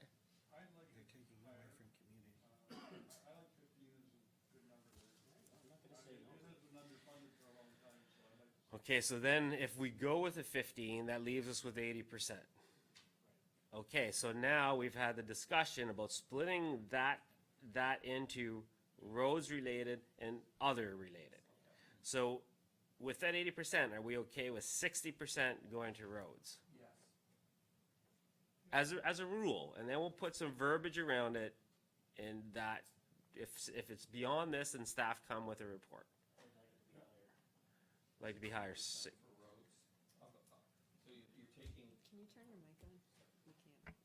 No, I think it should be 60-20. If we're not doing any bridges. 60%, you have For that. roads and 20% for the other capital. Yeah, Okay. That's the way I was. And then we get the four areas. yes. Okay, so what it's looking at, then we have, instead of subsections, we have 4 specific areas. We got 60% of OLJs has to go to roads. 20% goes to capital infrastructure that are not roads related. 15% goes to economic development, and 5% goes to arts, culture, heritage, programs, and capital. So how does that sit with people? Councilor Kitchus? Thanks. If we have an increase, so they'll just go, it'll proportionately go Yes. increase, okay. Yeah. So the proportion, we don't have to worry about the increase, we've set the policy. That's pretty good. Are we okay with that? Can I see Dan and Mark, they're just looking at percentages. I think at the end of the day, if it was the 5% arts and culture of all increased money based on a base, I think that's the difference between what we're talking about is the staff proposal is a base of what the 219 allocations were. But if you now go and say we're going to do 60%,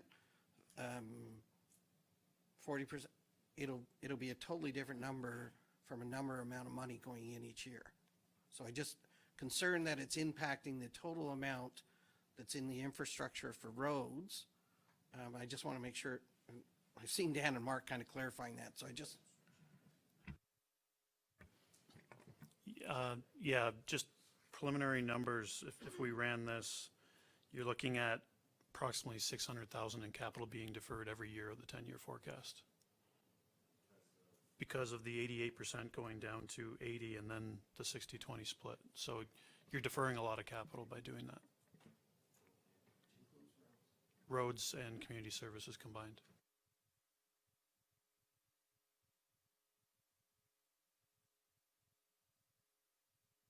So, okay, so and because we have it, we've really ramped up economic development, 15% going economic development. That's a substantial increase. Okay. Councillor Duns. My biggest concern, and I love the conversation and the way that we distributed the numbers, but there's been decisions made in past councils that have been money set aside and plans made, right? And so this decision is going to affect some of those projects. Either they have to be canceled or moved out.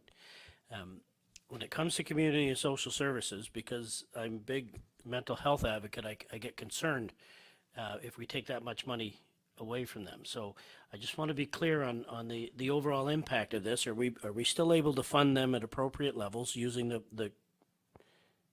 formula that we've come up with, or are we putting things at jeopardy? You know what? Maybe we should ask staff to come back with something after they've had an opportunity to run some numbers, because I don't like doing stuff on the fly like this. But as long as it's kind of in that ballpark, like I don't want Mark and Dan to feel like they have to run numbers in their head right now.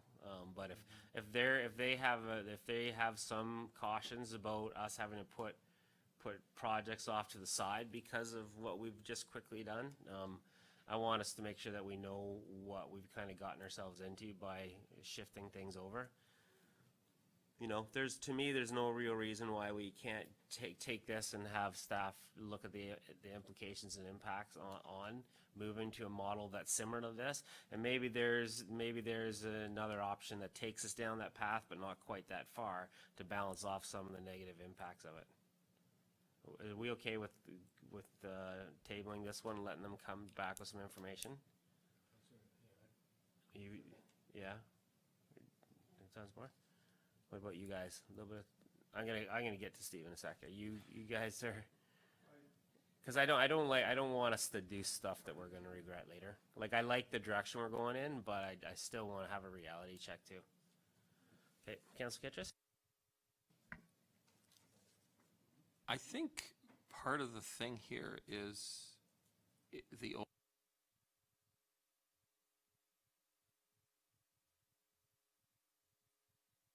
it's not my fault.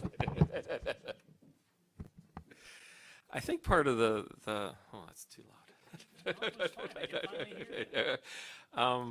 So part of it is when you have the discussion with the OLGs, we will be able to see that there will be, I mean, they're building on their present facility. Like, it's logical that it'll grow. Like, and so it could be a lot more money for these capital projects that you're slotted out for 10 years out or whatever, and 5, because that's just the nature of, they didn't build that whole expansion for that to lose money. That's for sure.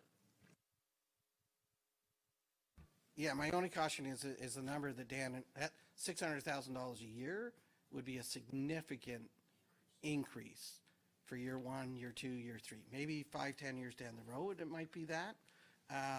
But if we're going to cancel $600,000 of projects immediately for the first 2 or 3 years, that's a significant cost and promise to various projects, including roads, that if you are going on the 60/40 or with the existing, then we may be canceling significant amount of road projects out of that 600,000, and also community.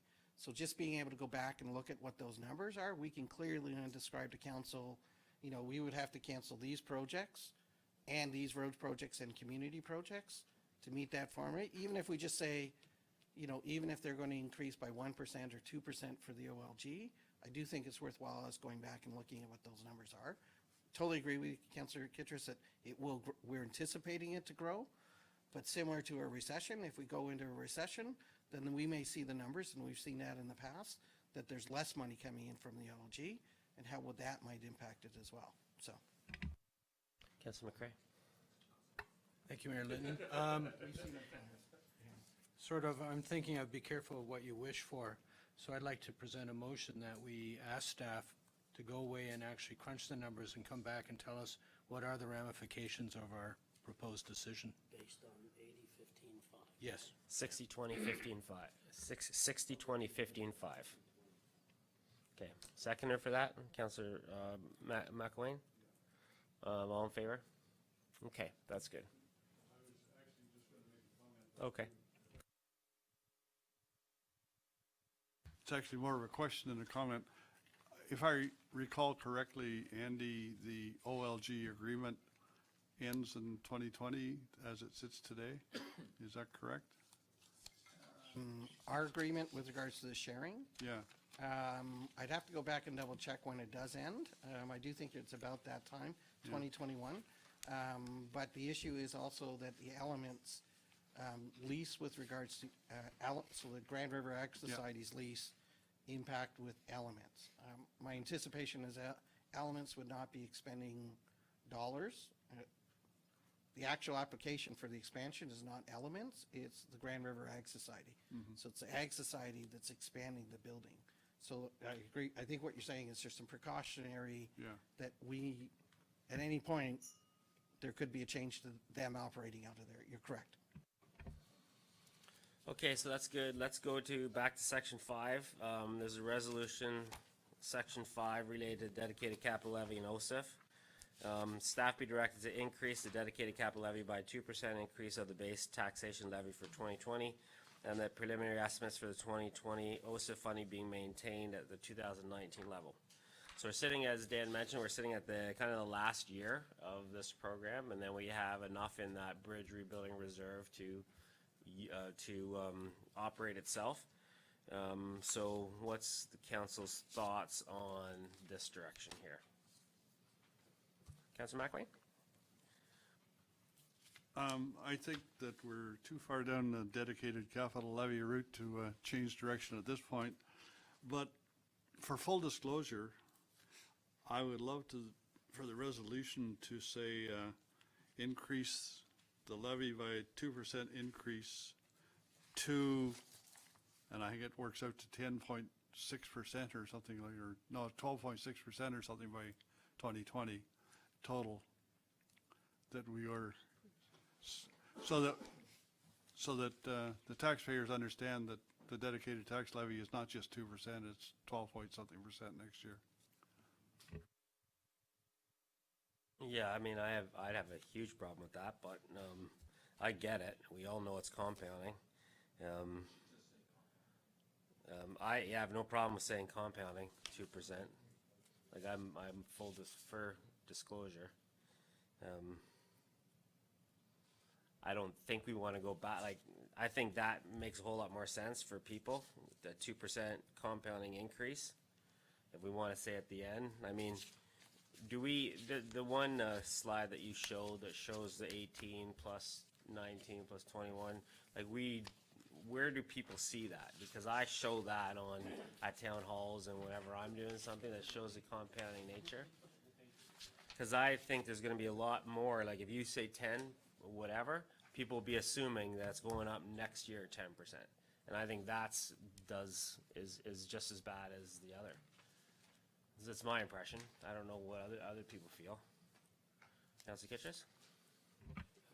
I'm for it saying compounding 2%, but I also feel that using the average in terms of the increase is not really indicative of, there isn't a home that is the average that is for sale right now.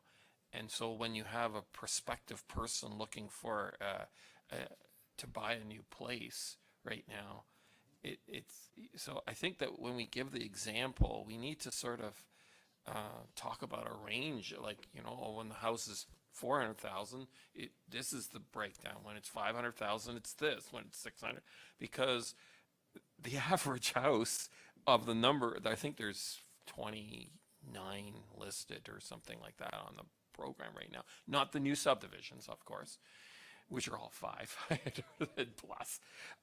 But those ones, the body, they're average, like they're 5.5, like, and they're 575. So like when somebody's coming in, like the tax rate is going to be a lot higher. Andy? So I'm looking, Dan, we can do a range, or what we could do, I've seen some municipalities do it per $100,000 of your property assessment. So for every $100,000, this would be how much you would be paying. So that way, if you have $100,000, 200,000, 300, you just multiply your 1, 2, 3, 4 versus that annual fee that you would pay. So if you have an $800,000, we'd be able to communicate that. If you just multiply the number we state by 8 or 7 or 6 to get your number. So we could do it that way. I would like that. I would like that you do, but don't just like, if it's too abstract, I think you have to sort of say, this is what it is. If yours is 200,000, this is what it will be. If it's, give like a real, because people, they're not good at math and they just gets lost. Yeah, we could do it so that it's per 100, and then the instruction would be, if you're 150,000, you multiply 1.5, and so on and so forth. Yep. Okay. Anything else on this? Okay.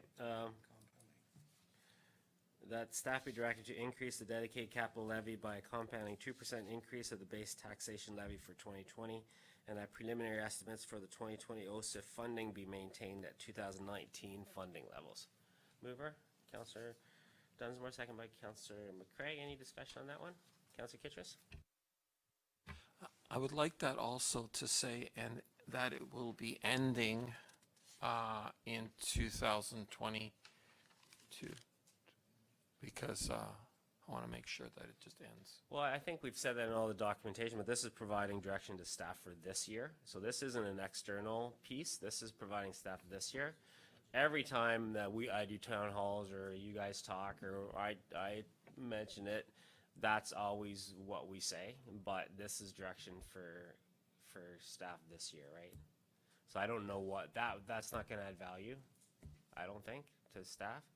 I don't know what anybody else feels, but this is for next year. Anything else? All in favor? Opposed? And that carries.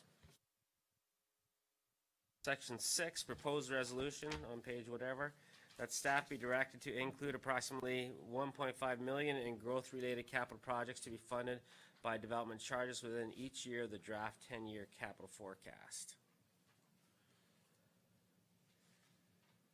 Yeah, and okay, any question about that? And explain why this is important. Yeah. When we have growth-related capital, we have a few options. We can fund it through development charges that we know we'll have on hand, so from a cash flow perspective.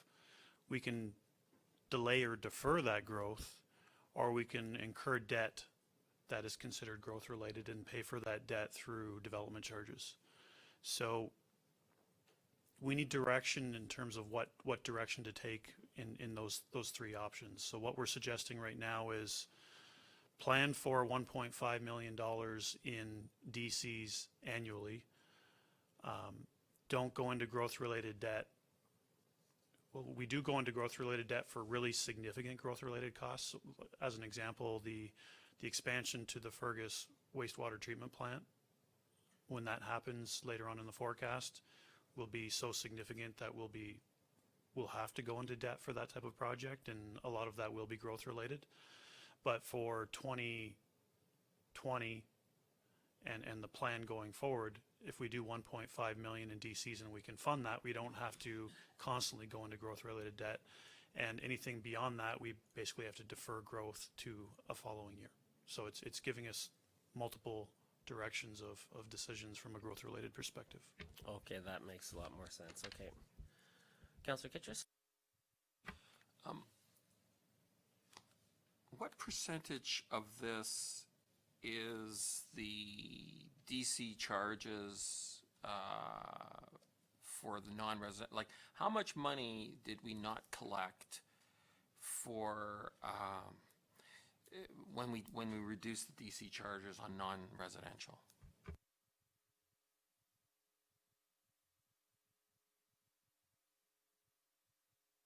Speaking of the job investment deferral that, for a couple of projects that we did not collect that DC from those property owners or developers? No, we had a development charges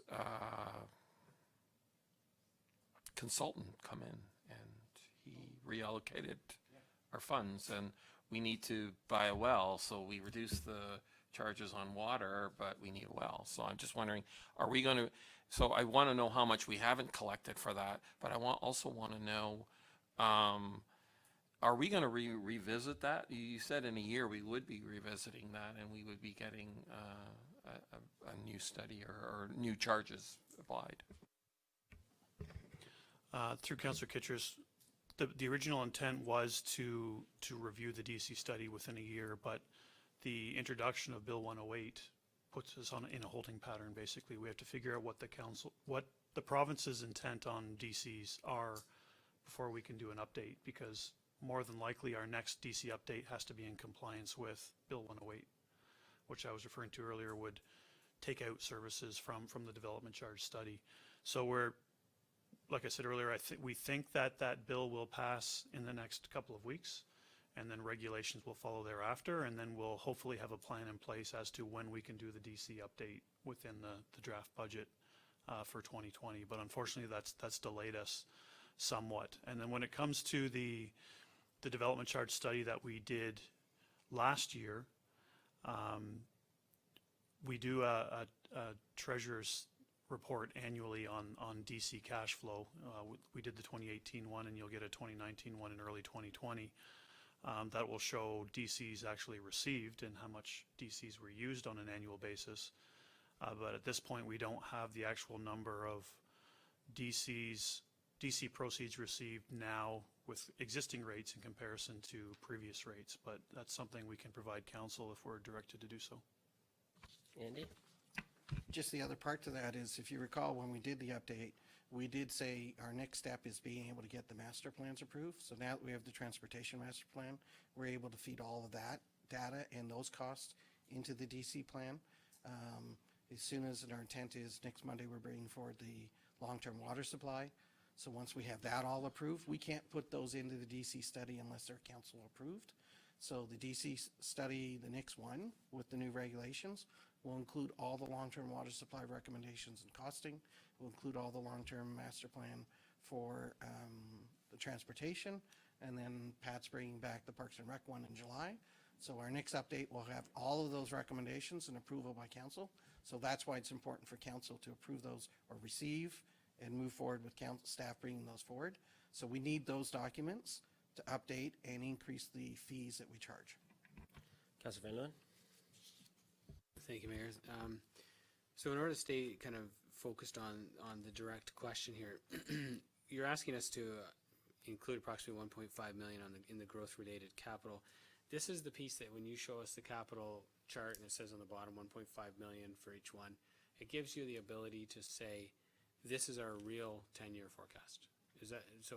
That's what I'm assuming. So pulling it out and saying, you guys want direction, put 1.5 in there, and then after that we can talk about what do we do with the problems after that. So that I feel very comfortable with this resolution or this proposed resolution in order to give you that conversation, and then when we get to budget time, we'll deal with those hiccups and problems. Thank you. Councillor Kitchers? I'd like to defer this one like we did the OLG one, because I would like to know what that bill, whatever, 108, and also what the impacts of all those master, because they're going to affect the development charges that you're doing. So it's rather than set the number, then like I think we should know what that is while we decide it. And I mean, if that means August, that you come back and tell us about what that specific one is, then that's good with me. I just think we should defer it because we will have better information to determine what that should be. Yeah, and fully appreciate that. We will not have the bill, even if they approve the bill in the next couple of weeks, we don't anticipate seeing the rules and regulations for at least 6-8 months. That's typical with this government. We're seeing the announcement, but not the rules and regulations.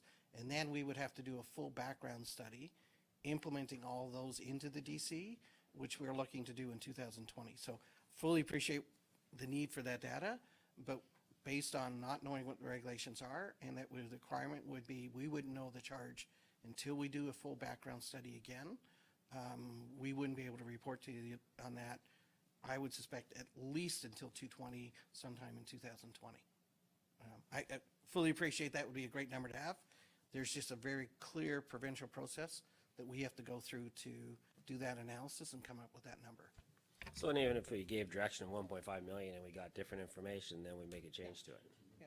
Right, like this, all things being considered equal right now, this is what we're going by, so this makes sense. If it changes, then we make modifications like everything else, every other resolution here, right? Councillor Kitchus? But isn't it higher than what we've had? So we're projecting with a higher number than what we've had in the past? Through Marylandton, it's actually the same number we used in 2019, so we're trying to maintain the same number. Okay, all in favor of this one? We did. Dunsmore, Van Leeuwen, all in favor? That's carried. I thought I got that already. Okay, last one, section 7, capital funding. So on page whatever, proposed resolution that staff be directed to allocate the following funding to the draft budget as per section 7 of report COR 2019-44 dated June 3rd, 2019. So 5.37 million in combined general capital reserve, federal tax and OLG funds, an increase in funding of 158,000 to the equipment and vehicle replacement reserves, allocations to WSIB reserve, insurance claims reserve, contingency reserve, and legal matters reserve as per township's funding targets in the reserve policy. Andy? Just to be clear, so that 5.37 million will be directed based on a final decision on the OLD of how that gets broken up, but the total's still the same. Because we don't spend, the OLG, we don't spend until we have it. So once we know what that is by the end of the year, then whatever the policy is based on percentage, that's how we'd allocate it. So this isn't contingent on anything related to the OLG breakdown. Councillor Kitchus? Is the OSIF and the OMPF, are they part of this fund too? So the OSIF goes specifically to the bridge capital, and the OMPF is an operational cost, is an operational funding, because it was offset for tax, farm tax. This is just related to the capital funding.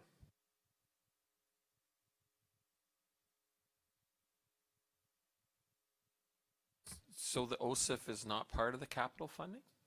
It is part of the bridge capital funding, so you just approved that of speaking to what we're going to increase the 2% compounding, and so the tax compounding is matched with the OCIF grant.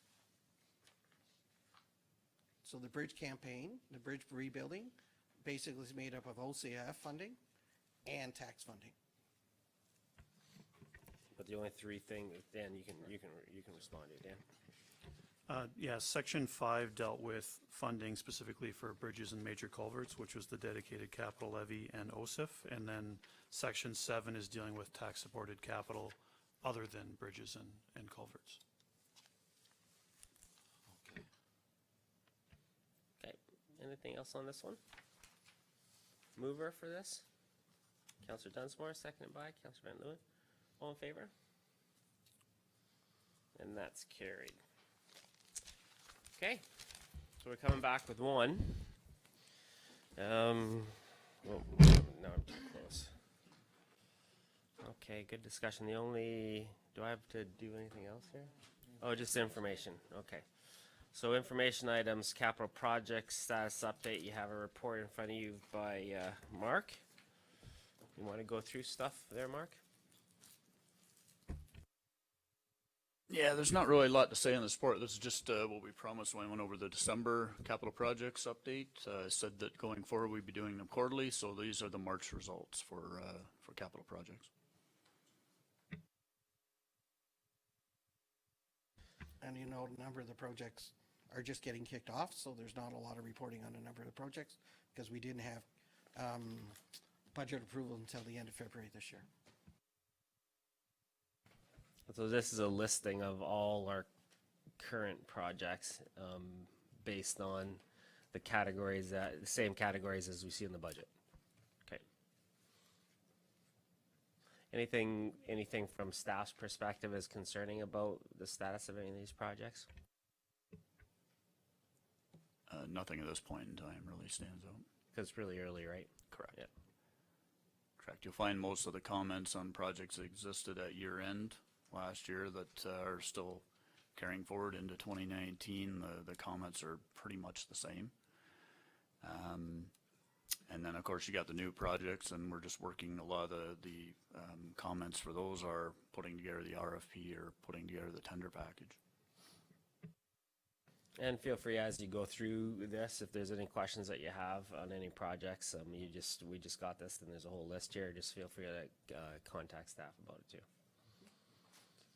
Okay, there's no recommendation there. This is just for information. Thanks, Mark, for providing that to us. And that's all we have. Motion to adjourn. Councillor Kittress, seconded by Councillor Dunsmore. All in favor? And we are adjourned. Good discussion. Thanks for walking us through it.